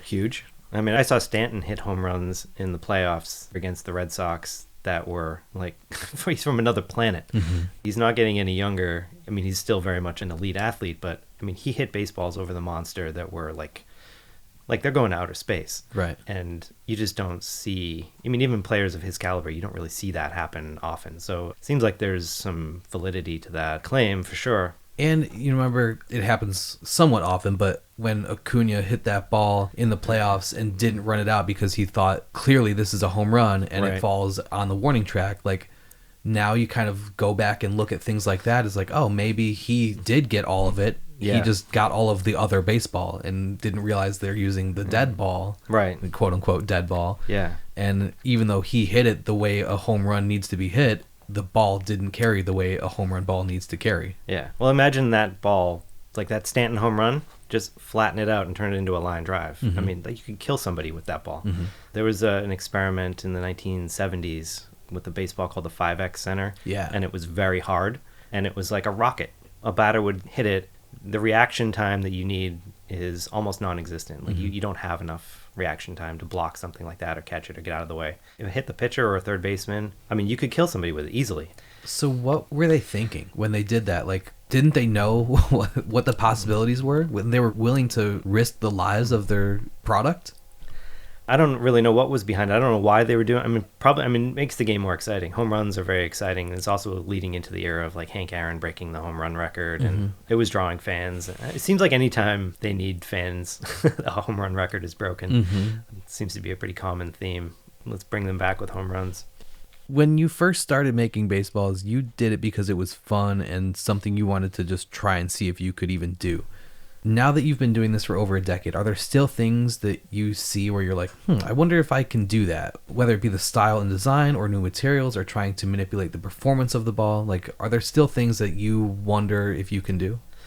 Yeah, I mean, I'm constantly changing the way that I make things from a visual standpoint. Most of the baseballs I make don't really get played with. I use them personally because I want to show people that you can. Mm-hmm. So if I'm going out and I'm playing catch with my kid or my friends, it's always one of my baseballs, always. I never use anything else. You know, if I'm making a T-ball for my son, I'll use the core from a T-ball or something like that. But other than that, I don't really venture down the sporting goods aisle at the Target or anything like that. So it's always mine. But performance isn't really what I'm focused on. But like I said, I use the best core and I cover it with the best leather. So it's going to end up being a great usable baseball. But it's more about what's on the outside of the baseball in terms of like a visual and what it means to the person who's buying it. You know, you're a fan of this league or this era or whatever.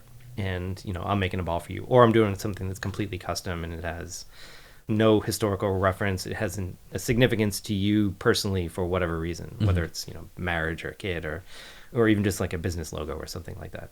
Because you have done the research not only for the stitching patterns and all of that, but in terms of the aesthetics and even the typeface, and like you have tried to get as historically period appropriate and accurate as possible. Right. Why do you care that much? I just love it.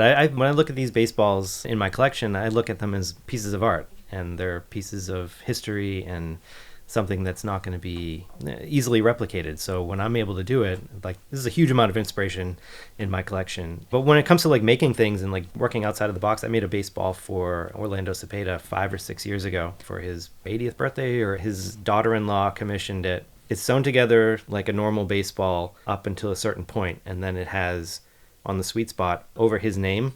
Every pairing of stitch is done in the team colors that he played for that season. So it starts with the Giants in black and orange, and then goes through every single team through the end of his career, where he finished up, I think, with the Royals or the A's.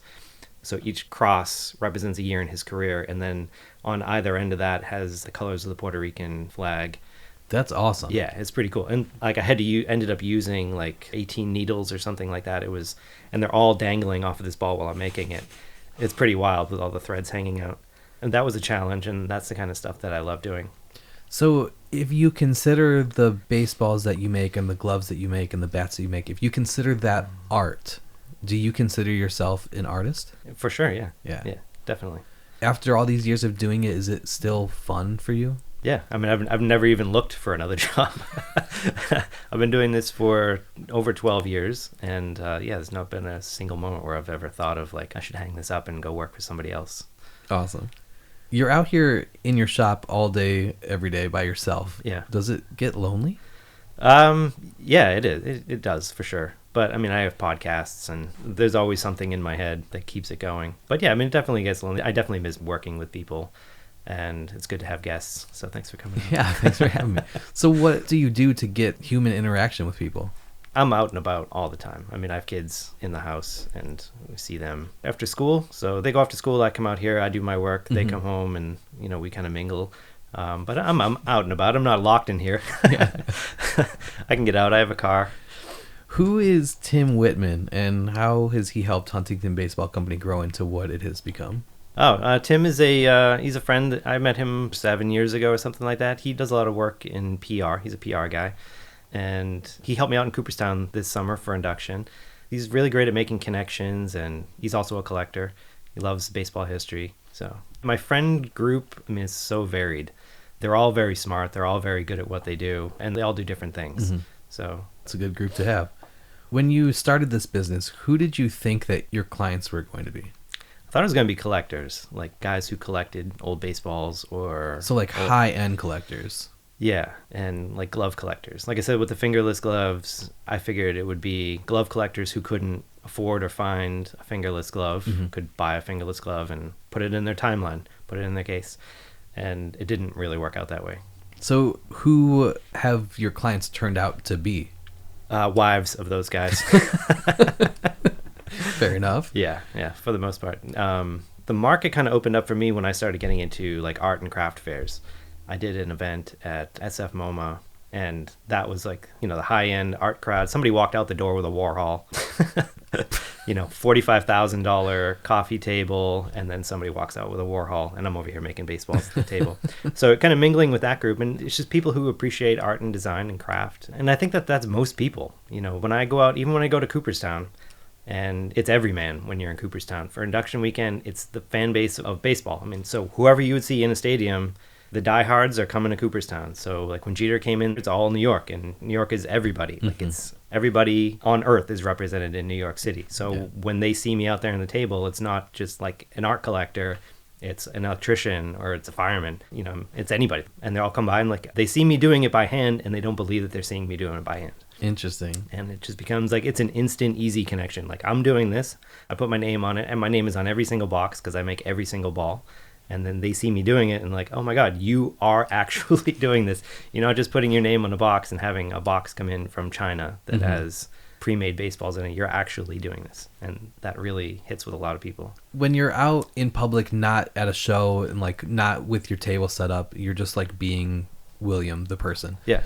And people find out what you do. What is the reaction? Do people even believe it? Or like, what are the questions that they ask you? Like, how does that go? Yeah, it's always the same question. Like, how did you get into that? It's the first thing you see when you go to my website. How did you get into this? And then underneath it says everyone. Like, that's the question I get every single time I mention what I do. And then they circle back on and they ask me again, like, how does this work? Who buys your stuff? What leagues do you like supply? And like, I don't supply any leagues. I supply you. Like, that's one of my answers too, is like, who do you sell to? I sell to you. That's who I sell to. And there's 7 billion yous out there, and I'm not going to make a ball for every single one of them, but I've made a lot. Who are some of the bigger clients that you have worked with? Because you've done some pretty cool projects. Yeah, I mean, the biggest one was George W. Bush in 2014 or something like that. Like when it reached the level of a U.S. president and like being sold in his library and like gets his stamp of approval on it, like that's pretty awesome. A lot of household names over the years, but I mean, for the most part, it's just people who love baseball and love craft, and that's always cool. I mean, there's been a few projects where I've had my hands in it, and for whatever reason, they don't want me to share it or something. I've been in commercials and Clemente Museum. I did a Jackie Robinson thing a few years ago. That's awesome. What do you think it is about baseball that lends itself to people caring about the past and caring about its history? I mean, it's such a romantic game, and you can look at eras, tainted as they may be these days with stats, but you have like a baseline, and you can look at players from today versus players of 100 years ago, and you can see exactly like this guy wasn't facing a modern pitcher, but you could see what the best pitcher of his era was offering. And there's a straight line all the way through in statistics, which like I'm not a statistics guy, but I get it. Mm-hmm. Like I understand if you're a 300 hitter 100 years ago, you're a 300 hitter today, you're a 300 hitter. Mm-hmm. Like everybody understands what that means and what it is. Everybody knows the magic numbers. There are people who know more about the history of the sport of baseball than you do, but do you think there's anyone on the planet who knows more about the history of the baseball than you do? Yeah, I'm sure. Paul likes to be very kind and say that I've forgotten more about the history of the baseball than he knows. Mm-hmm. I would agree that I've forgotten a lot about the history of the baseball. I don't know that I know more than he does. Paul's a tremendous storyteller. He dives deep and he knows a lot. If I ever had any questions, I would certainly go to him first. He's come to me on a few occasions as well. I have a knowledge base that is, I think, outside of what his is. Mm-hmm. And, you know, he's the yin to my yang. Cool. When you ship out a baseball from the Huntington Base Ball Company, it comes in its own box. You sign those boxes. Yep. Why? Every single one. Because I want the people who are buying it to make the connection that I actually made it. That's an important part. It's become more important. I don't really know why it was important to begin with, but, you know, just because I'm bringing it back and I want to take credit for it. And then there's also this aspect to it, too, where when I started getting into it, people were afraid that I was going to get into like the shady market of like recreating Federal League baseballs with stamps that were exact. And I changed them. I won't say exactly what's missing. And they all have my name on them. So they all say Huntington Base Ball Company. A Federal League baseball is not going to have the Victor stamp on it. It's going to have my stamp on it. But I don't know, it was very important for me to take ownership of it from that standpoint. Like, all right, I'm recreating a Federal League baseball, but it's not going to end up in some crazy auction signed by, you know, Three Finger Brown or something like that. Right. And somebody's going to try to sell it for thousands of dollars. Like, it's a fun piece. It's $50. It's not a $5,000 artifact. And there are people who would definitely do that. And I wanted to immediately, like, I'm not in that group. I'm doing this. I'm taking ownership of it. Here's my face. Here's my name. The box has all the information you need on it. And it's mine. Yeah. And now it's yours. And you can enjoy it. Cool. Your website implores people to find the thing you love to do and do it better than anyone. Does anyone do what you do better than you do it? There aren't that many people who do what I do. So I do everything. I mean, except from winding the baseball, I do absolutely every aspect of it. So I think that I'm certainly in the running for being the best at this. But it's more just a mindset. It's more of how I approach it. I want to go into this, like, I'm going to give you a 10 of a 10 every single time I do it. I'm not going to mail it in. Like, if I mess something up, the cover's getting ripped off and it's being thrown away and I'm going to start over. That's just the way I do it. Is there anything else that we didn't touch on that you'd like to speak about, or anything that you were passionate about that you wish people know about you? This is it. This is, I'm not a big fan of I am what I do, but yeah, this is, I think I've found the thing. I fell into this situation where the thing that I loved the most, which is the sport of baseball, and what I love the most about what I do for a living, which is make things or design things, I've found a way to marry the visual and the handmade with the love of the game and present it as a piece of art. And I couldn't be happier to have fallen into that. It's pretty crazy that it's gone on for as long as it has, and and it keeps getting bigger and better every single year. So I'm pretty excited. Are there plans for expansion in some way? Like, is there a second employee in the future at some point? Yeah, that's always on the table. I was pushing myself more in that direction in early 2020. And then when everything kind of got sideways, I decided to let it roll. Because it didn't really affect my business in any meaningful way. It actually kind of helped, oddly enough, because everybody's online and shopping from their homes. And so it's been a plus. But I want to embrace that. I don't want to make it bigger just to make it bigger, to get more money out of it. If I were to do that, there'd have to be something behind it. And finding the right people, I think, would be a challenge. I don't think it's impossible. I could train somebody to do what I do. But it's less about having more people as it is about having more space. Like, as you can see in the space that I work in, is not very big, so it's hard to lay out big pieces of leather and to work on big pieces.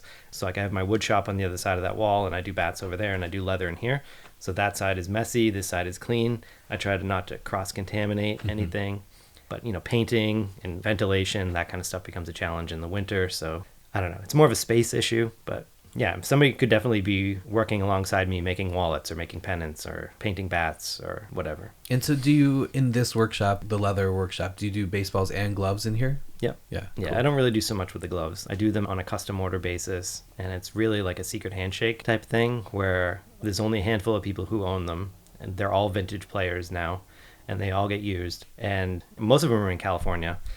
So they'll be out there playing, they'll see this glove where it clearly sticks out. It's miles ahead of every other import glove that is available out there. And it's made to your hand. So you send me a tracing of your hand and I make a glove that fits your hand. Whoa.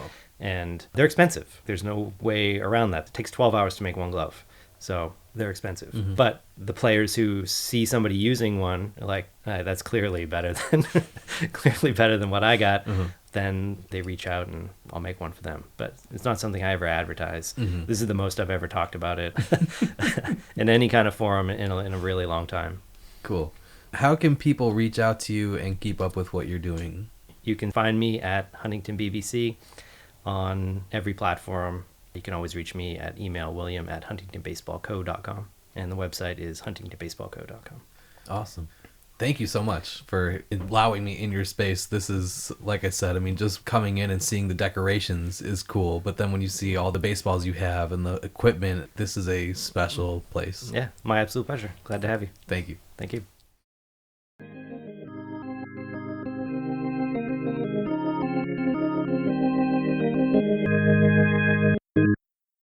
Okay, now it's time for a segment called What'd You Think, Mom?, where we talk to my mom, who just listened to the interview with me, and we ask her what she thinks. This is my real, actual mom. Her name is Lori, but I've always just called her Mom.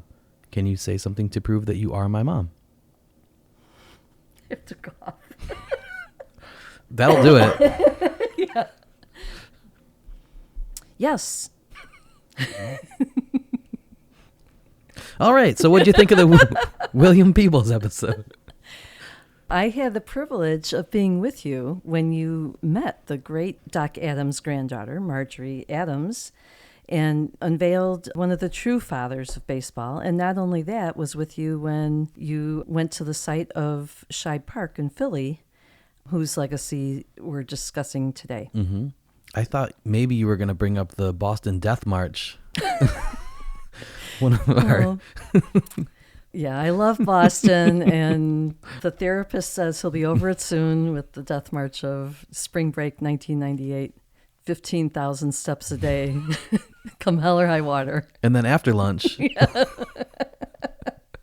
Some people say history, some people say Death March. It was glorious. So what did you think of the William Peebles interview?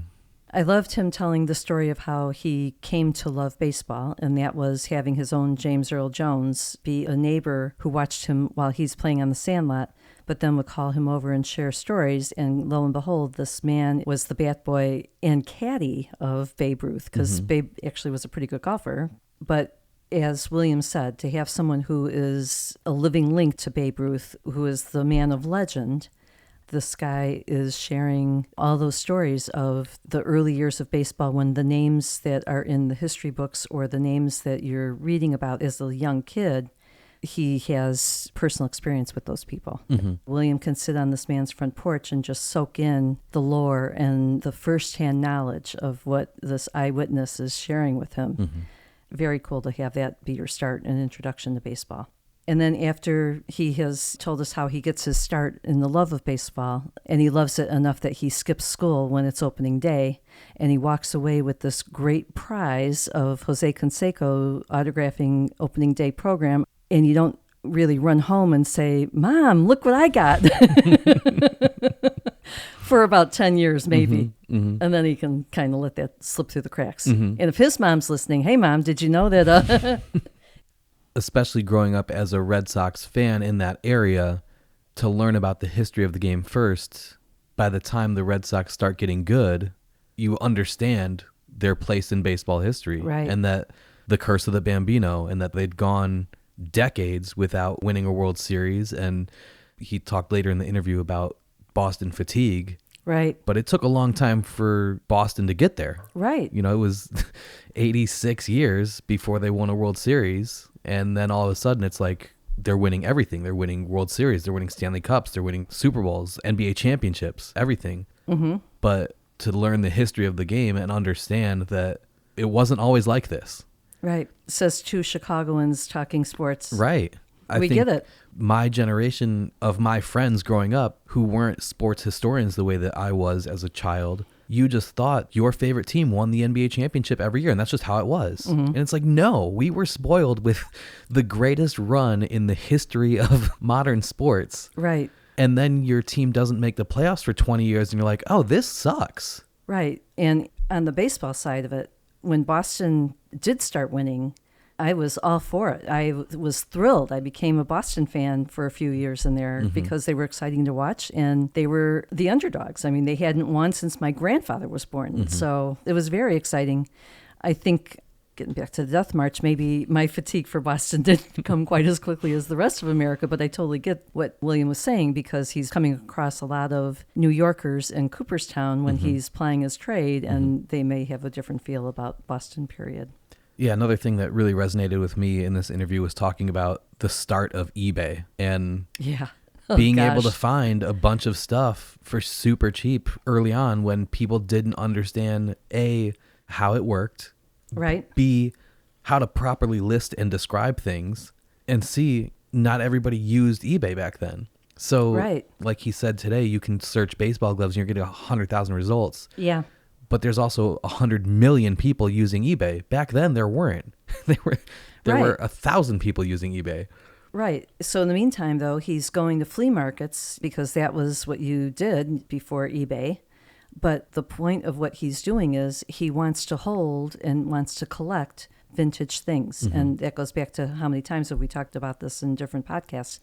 There's something to be gained by actually holding an object or being in the site, or the authenticity that you only get when you are experiencing the real deal. It's different than when you read about it or hear about it or watch a movie about it. And to have an artifact in your hand, if he has a fingerless glove, that informs him how he makes it. And then just the way he was describing who are his buyers for that particular item are vintage players. Now you understand how guys broke their fingers, or because there was no protection with these gloves. That all comes together because he's seeking out vintage actual artifacts. And then going to Cooperstown and going to the Hall of Fame Right. and using a micrometer to take measurements. And even the Hall of Fame staff is like, what's with you, buddy? Right. We've never seen anybody do this. And he goes, yeah, I'm doing something nobody's ever done before. Yeah, but he gets the invitation. You know, they call him and they open up the curtain and say, have at it. And he puts in requests for different items and they bring them to him. Yeah. That's pretty cool, especially because it's from the early parts of the game. Just looking at some of the photographs that we were flashing through as we were talking about things, you know, look at a patent office tag and it's now in a private collection. But how cool is that? And you see the handwriting in the script, and it just all sets the whole romantic theme of what baseball was, when it started, how it started, and what it meant. Yeah, I think all of the episodes of this podcast benefit from the liner notes, but this is one that really Right. will. If you didn't go through the liner notes as you listen to this one, head there now. You'll see pictures of the things that we talked about and it'll jog your memory, but I hope you listened while going through the liner notes at the same time, because everybody thinks it's just like, yeah, it's a baseball. How different could it be? Right. But they are so different, and you can see the progression in chronological order of like, okay, they figured this part out, and then, oh, they figured this part out later, and like the stitches got more uniform and consistent, and you can watch them figure out how the ball should be Right. over time. It's cool to visualize that and be able to see in chronological order who were the guys doing it. And that's another thing we talked about in the Peter Capolino episode, how often we forget that legacy companies were named after actual people who once existed. You know, we Right. talked about Mitchell and Ness was named after Frank Mitchell and Charles Ness. Well, this episode with William, we talk about A.G. Spalding and A.J. Reach and Benjamin Scheib and all these people who Spalding is just a sporting goods company now. Nobody Right. realizes that was a dude. That was a guy who was a ball player and then a businessman, and he came up with a bunch of this stuff. And same thing with Reach. Even with Doc Adams, he invented the position of shortstop because he was a player and realized, hey, it'd be better if somebody was standing over here. Right. Yeah. Oh, don't even get started. You have to go listen to the Doc Adams podcast, how innovative he was and why he was a true father of baseball, and the distance of the bases and the whole symmetry of baseball, is thanks to him, or at least his documentation of it. But that's something that we'll put in the liner notes also. All of these guys, Spalding, Reach, Scheib, even Wright, Howland, and Mon, Ellis Drake, H.P. Harwood and Sons, Louis Mon, like all these names that we talked about, Harvey Ross, John Van Horn. I'll throw up links to some photos of them and links to articles written about them so you guys can get a better picture of who these guys are, because this is how baseball started. Right. It didn't just happen. And three of the names that you threw out, which happened to be the three guys who were some of the original baseball makers. And to hear Doc Adams as being one of the first ones, well documented. Mm-hmm. But then, as you just said, John Van Horn and Harvey Ross as well. They are the ones who kind of set the tone for where we are today. I mean, that's over 150 years ago, and they are still relevant with every pitch of every game. Mm-hmm. Yeah, and those are names that the common fan hasn't heard, and that's a shame. Right. Everybody knows James Naismith, but there isn't really an equivalent for baseball. Well, there is, but it's incorrect. Right, yeah. Doubleday and even Cartwright, right. The names that people might know aren't real. Right. Or aren't accurate. Misinformation. Yeah. So to me, that's one of the great things about these types of episodes is we can set the record straight. We can document this and say, here is how the baseball started and how it progressed, what the evolution was over the past 150 years. Because that's another thing. Most people don't even realize that baseball goes back that far. Right. The American League started in 1901. The first World Series was 1903. And people are like, okay, that's when baseball started. But no, it goes back so much further. And it had to start from somewhere and evolve to a place where now it's baseball as we know it. But this is us talking about how it started. Exactly. I think you and I have been lucky because of the vintage games that Shoeless Joe Jackson Museum played against the Ty Cobb Museum. And the baseballs that were used, the lemon peel balls. That was my first introduction of thinking, what came first? Mm-hmm. How did we get here? When you were talking about the different ways that the core of a baseball is wound and how that affects the velocity of the ball off the bat, or the ball maintaining its shape over the course of a game when you're only using one ball throughout the game, we learned about the value of those baseballs. Not only the value today and how hard they are to find, but also how valuable they were when they were being used, right, 160 years ago, whatever it was. We could see that when we would maybe start a doubleheader with 4 brand new lemon peel baseballs, you could see how a baseball in play, the shape changed over the course of time, its reaction off the bat. Those games informed us to something else that you were talking about with William, which was how pitchers started out as presenting the ball for the batter to get the batter to put the baseball into play. Mm-hmm. That was definitely how we played those games with 1860s rules, and those rules were intact.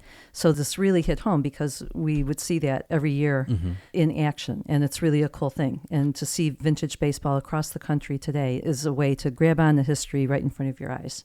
And the way that the ball reacts once it hits the ground. Right. A fly ball in the first inning is going to bounce differently than a fly ball in the 7th inning. Right. And that's going to bounce differently than a fly ball in the 5th inning of game 2 of the doubleheader. Like, the strategy while you're at the plate is different. And William talked about that, how maybe technically the dead ball era didn't end until 1920, but the live ball had been introduced possibly earlier than that. Mm-hmm. But it was the approach at the plate by the batters that kept the dead ball era alive, because they weren't trying to hit home runs, because that wasn't what was beneficial earlier. Right.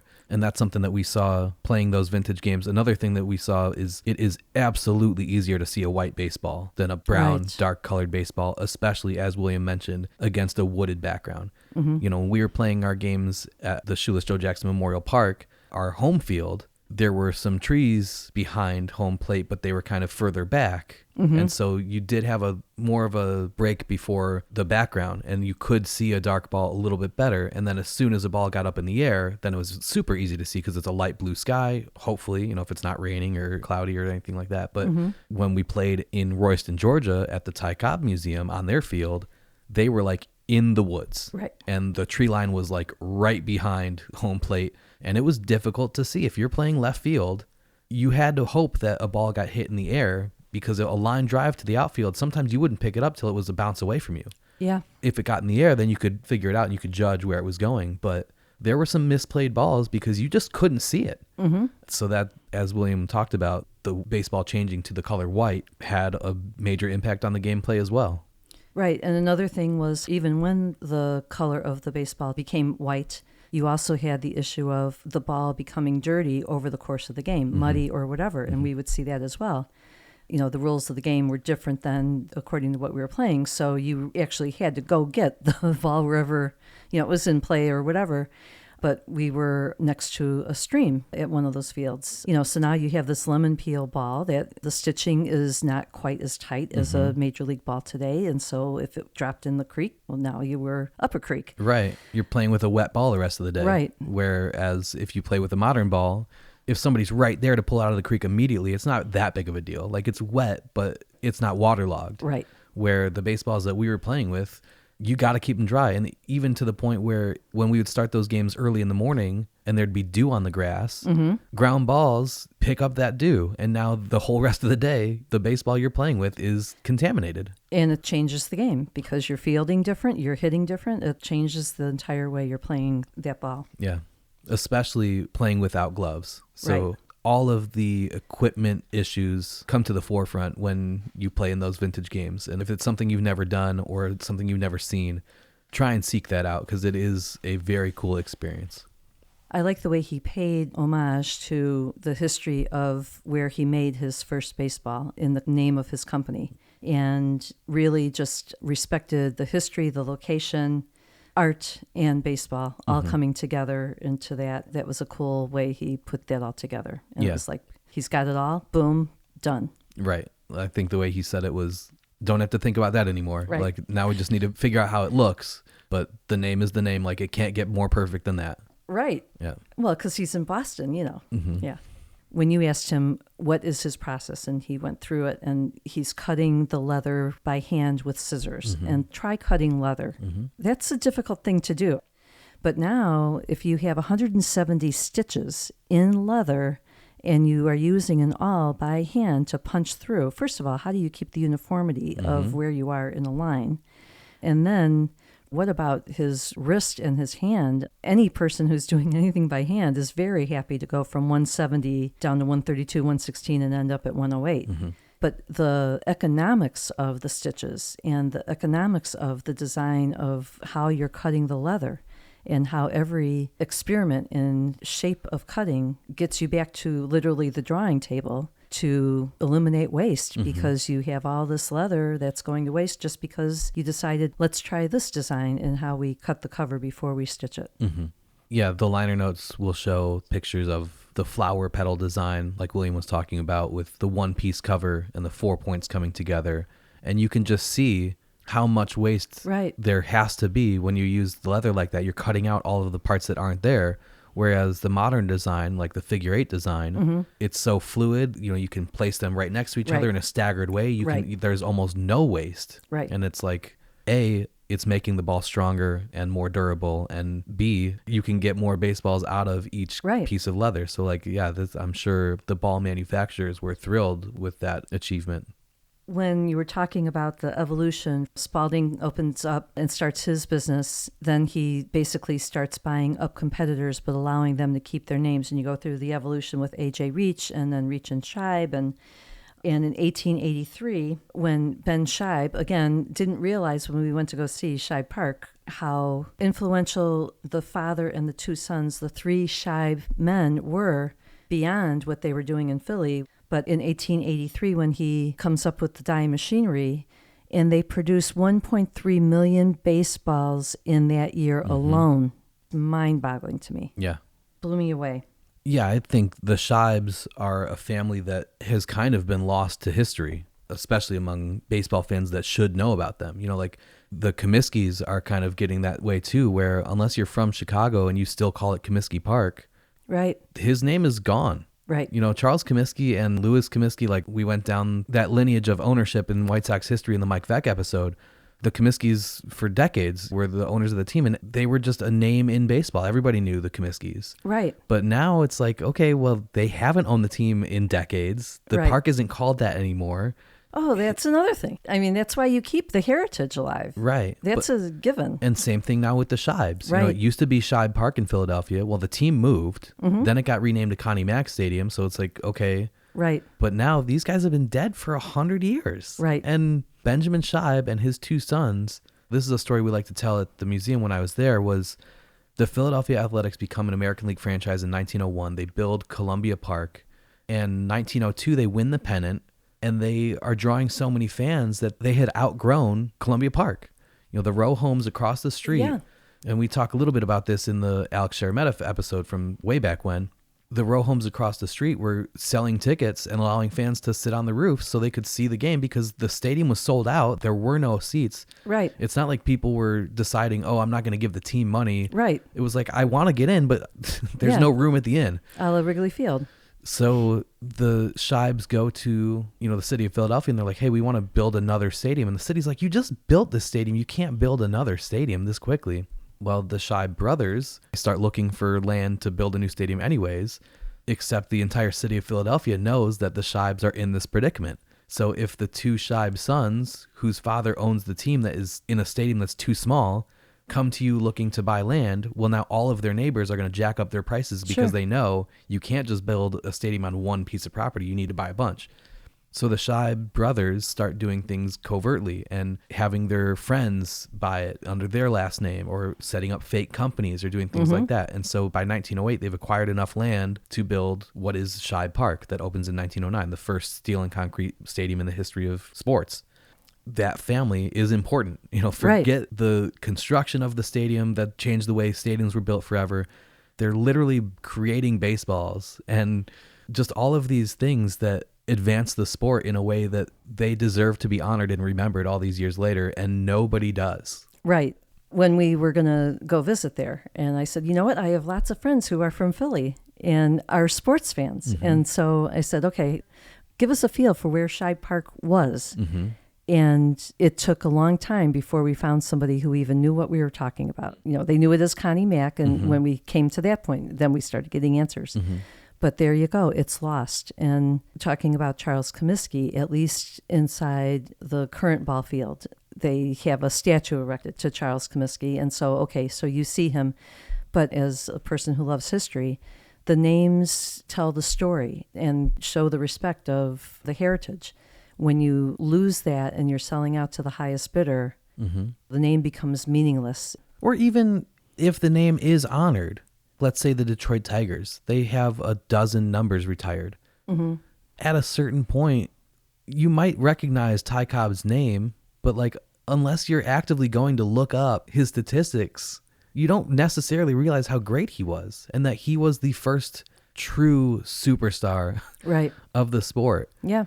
And his name is recognized in the stadium and they have, maybe awards named after him or things like this, but that doesn't necessarily tell you the story of who these people are. Right. And that's why I like talking to people like William and the people that we've talked to on this podcast is they can tell us this is the history. These are the people that created or influenced or participated in this thing that we love and have dedicated our lives to. That's right. And I think we are lucky that we are living in these times because for decades, you wouldn't have been able to put your finger on the research that you can now and become an expert and seek out the individual artifacts or whatever. Obviously, the internet has made the research and the searching of artifacts so much easier. And thank goodness before it's all lost. When you were talking about how we don't even think about what the evolution of the baseball has been, there was at one point where you were talking about Reach and Shibe or A.J. Reach and said that until 1976, every American League baseball had their name stamped on it. I don't know that I would have known that. You just take for granted a baseball is a baseball, other than you might have a ceremonial ball or a commemorative ball. So they're relevant up until recently. Less than 50 years ago. Yeah, but then that brings us into the talk of the modern baseball and the very recently produced baseballs from Major League Baseball after they bought Rawlings in 2018 and then kind of started doing a bunch of stuff in secret. And please go to the liner notes for this. I will link the story that broke in 2022 from Insider, talking about the different baseballs that were used and all of the research that was done. And you had guys like Justin Verlander coming out and saying, I have thrown more baseballs than anybody in the past 30 years. And I can feel when something feels different, and this feels different. And Major League Baseball is going, no, I don't know what you're talking about. We're not doing anything different. And sure enough, Dr. Meredith Wills, a SABRE researcher who's an astrophysicist. Some great credentials behind her name. She studies these baseballs, collects different baseballs that are game used over the course of a season, and does the measurements and looks at what the stats are. And lo and behold, finds out that during the 2021 season, there were 2 different types of baseballs, both within the specs, but within the spectrum of the specs, where one is a more lively ball and one is a deader ball.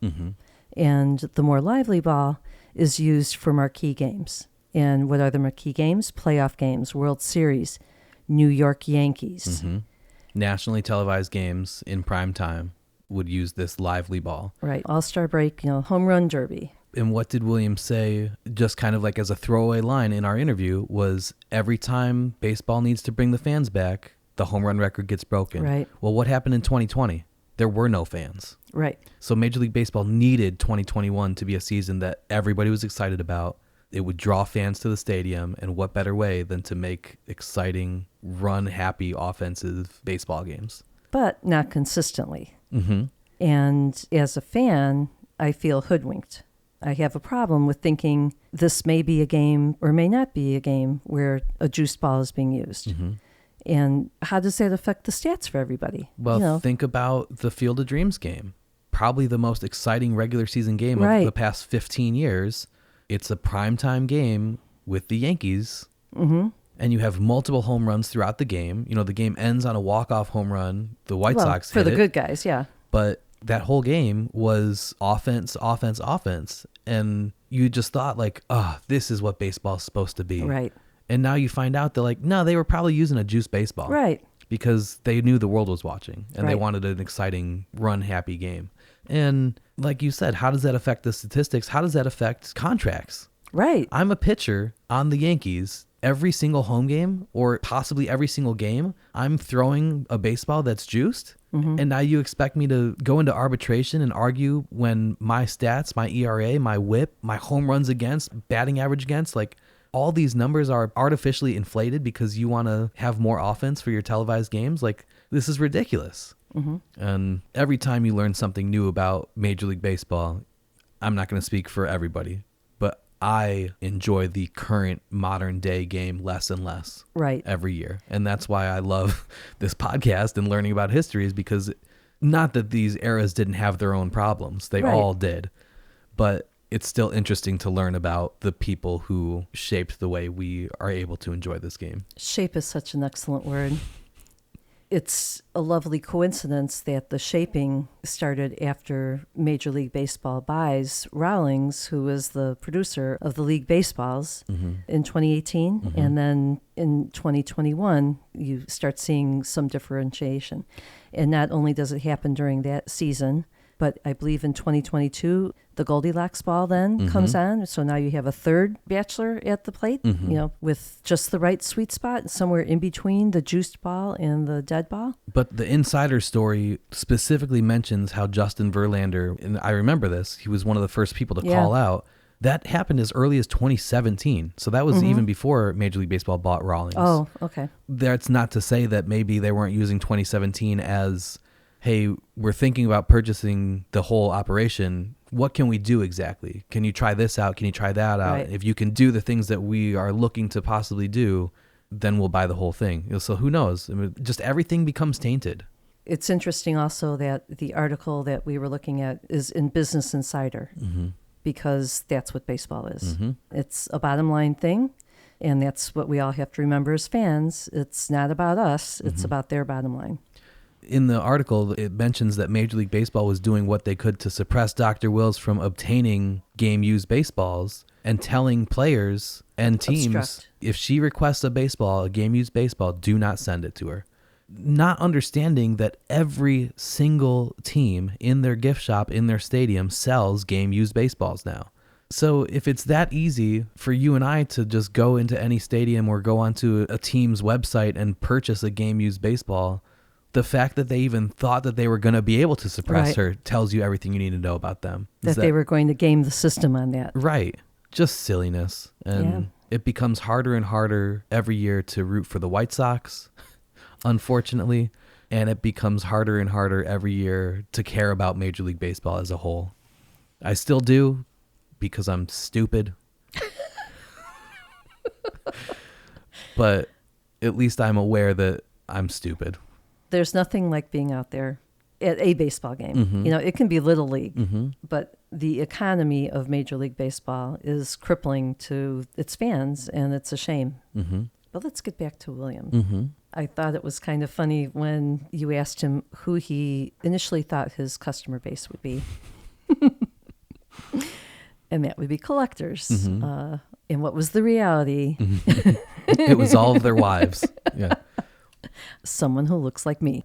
And as soon as he said red envelope, which came earlier in the discussion, I thought, you know what? I have seen his work on red envelope. Mm-hmm. And that's how people like me become familiar with his work. And it's a wonderful gift to give to someone who loves baseball. And it's so unique. And the craftsmanship behind what he does is amazing. You asked him if he considers himself an artist when he said he considers each piece he creates a piece of art. And he said, yes, he does consider himself an artist. And as an artist, he signs each box. Mm-hmm. That is totally apropos. Yeah, I know if I lived in or around Boston, I would be working there for free. The day that I spent up in his workshop, we did the interview. And before we even set up the audio stuff, I just watched him make a set of coasters, you know, the leather baseball coasters. And during the interview, when we talked about how he would love to have a second set of hands sometimes to fulfill bigger orders, or that he could work on bigger projects. And he's like, I can train somebody to do what I do. I would absolutely be that person if I lived within reasonable driving distance. And I know next time I'm in Boston, he will know about it. And if I can squeeze in an afternoon and go over and help, and just not even because I want to help him, just because I want to do it and it's fun. It's a really cool thing. And again, we'll throw pictures on the liner notes. You can see how he has it decorated because we made some allusions to that. And it's just such a warm, inviting space that you feel creative when you walk in the door. You're like, I want to make something in here. And he has these artifacts up on the wall above his workbench, you know, the catcher's masks. You know, you're going to get me with that. And he listens to podcasts. So, hey, William, it was great listening to your interview with Dan and great looking at your shop. When I saw the coasters that you're talking about, I just wanted to touch them. I mean, you just want to feel that texture of the leather in your hand, and you know it's going to just be great. Yeah. One of the photos I think you'll have in the liner notes is the Orlando Cepeda ball. Mm-hmm.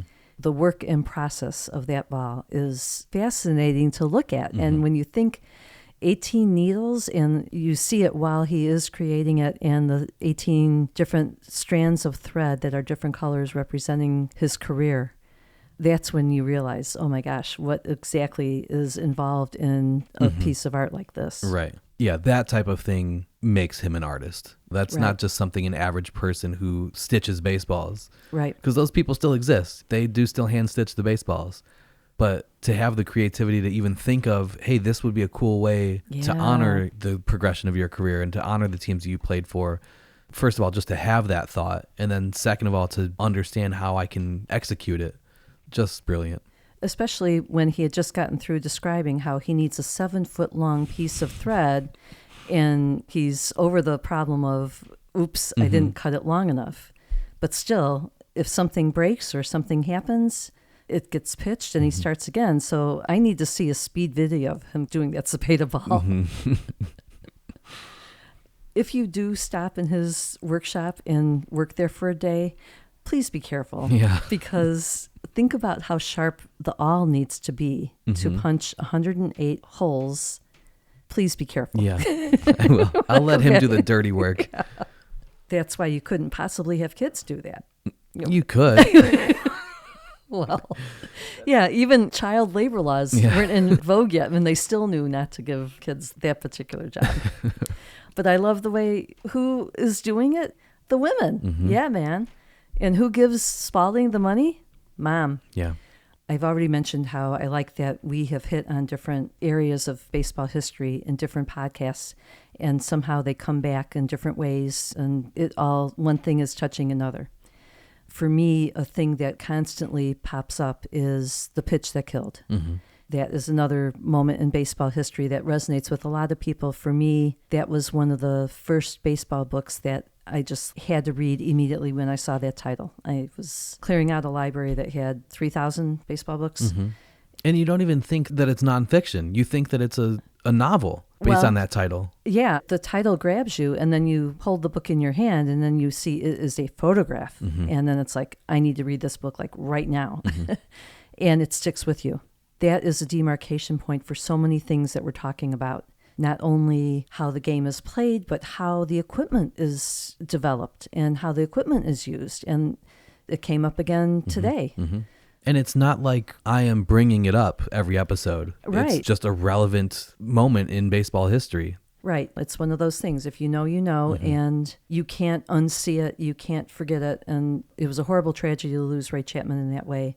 But in other ways, he saved the lives of other players. Oh, absolutely. It was also interesting to hear just the history of the United States and what we were going through in terms of the war effort in 1942 and how the raw material for making baseballs is affected. And you have shortages because things that might have been used in production prior to that now are needed for the war effort. Now you come up with Plan B. And William made an interesting comment. Not only does the draft affect the quality of play on the field because you have so many players that went off to the theaters of war, but you also have the baseball itself deadening a little bit because of what the alteration had to be within the component of the baseball interior and how that also slowed down play. Well, we talked about this in the Brian Bernardoni episode as well, that the reason Wrigley Field didn't have lights until 1988, when Wrigley Field was wired for lighting in 1942, was because Philip K. Wrigley decided he wanted all of the metal that was going to build the light stanchions to go to the war effort instead of building lights. Yeah. And then Wrigley Field just decided not to put up lights after that. But in very recent times, when Wrigley Field was doing renovations, they open up the right field bleachers and notice there's wires for lights under here that we didn't know about. And sure enough, they go back through the records, and that's what it was. Right. It was the patriotic duty of the owner of the Cubs deciding our lights are not as important as what this material could do for the war effort. That's right. Again, just all of the episodes intertwining, and every story leads into another story. It's been a cool thing to see take shape over the course of this podcast. And the history of baseball is interwoven with the history of the country. Okay. Anything else? I think that's it, Dan. Cool. I think so too. Thanks, Mom. Thanks, Dan.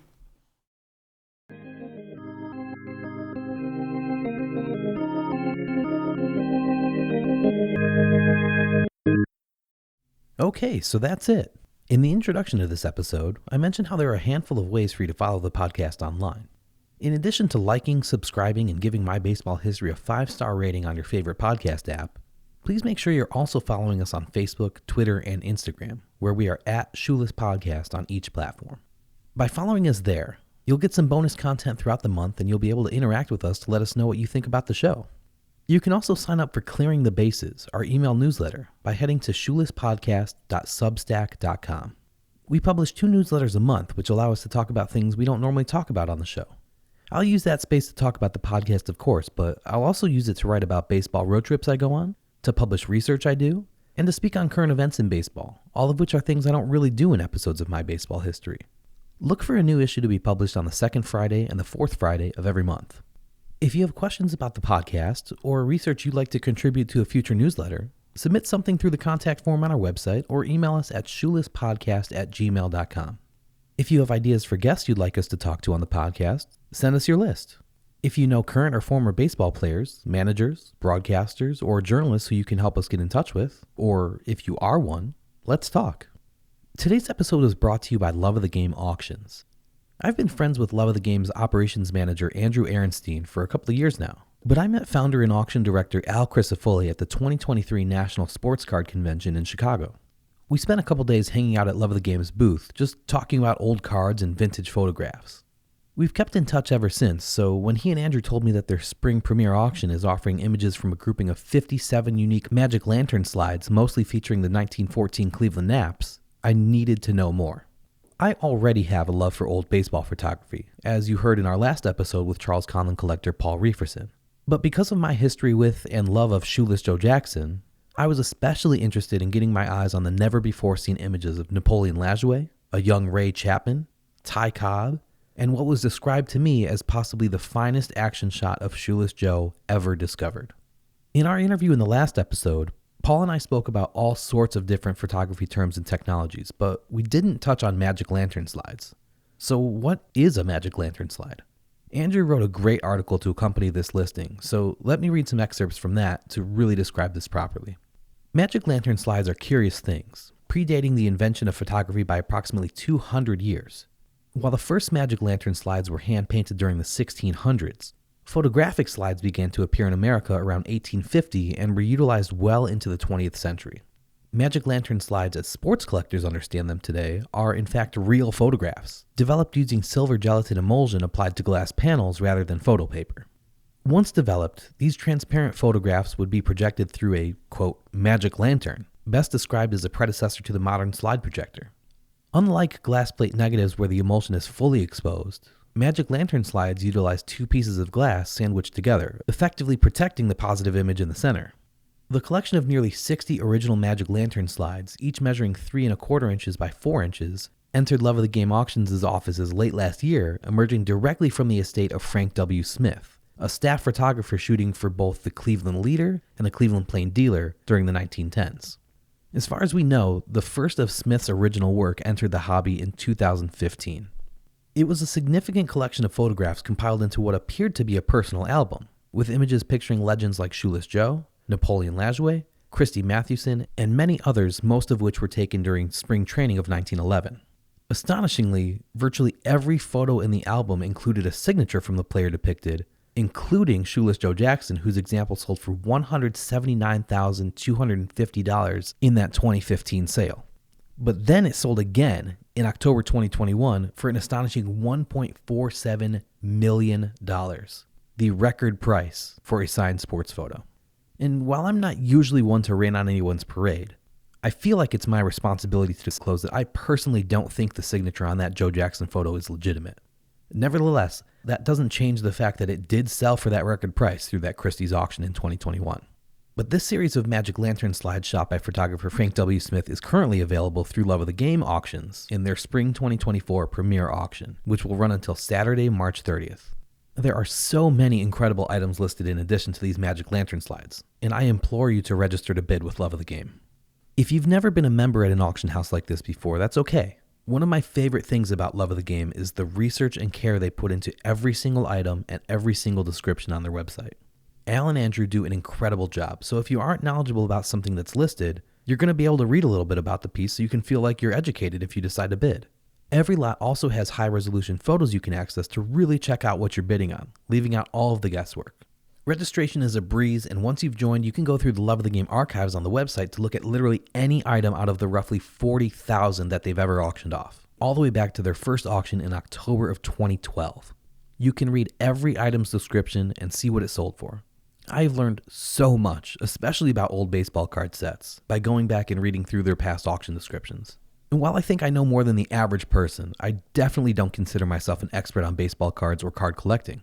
And frankly, as I've spent the last 5 to 7 years tentatively trying to go after cards of the game's all-time greats to fill holes in my personal collection, I've often felt like I'm in way over my head, not knowing what to look for or what to avoid, sometimes not even knowing about obscure sets that are out there for me to even look at in the first place.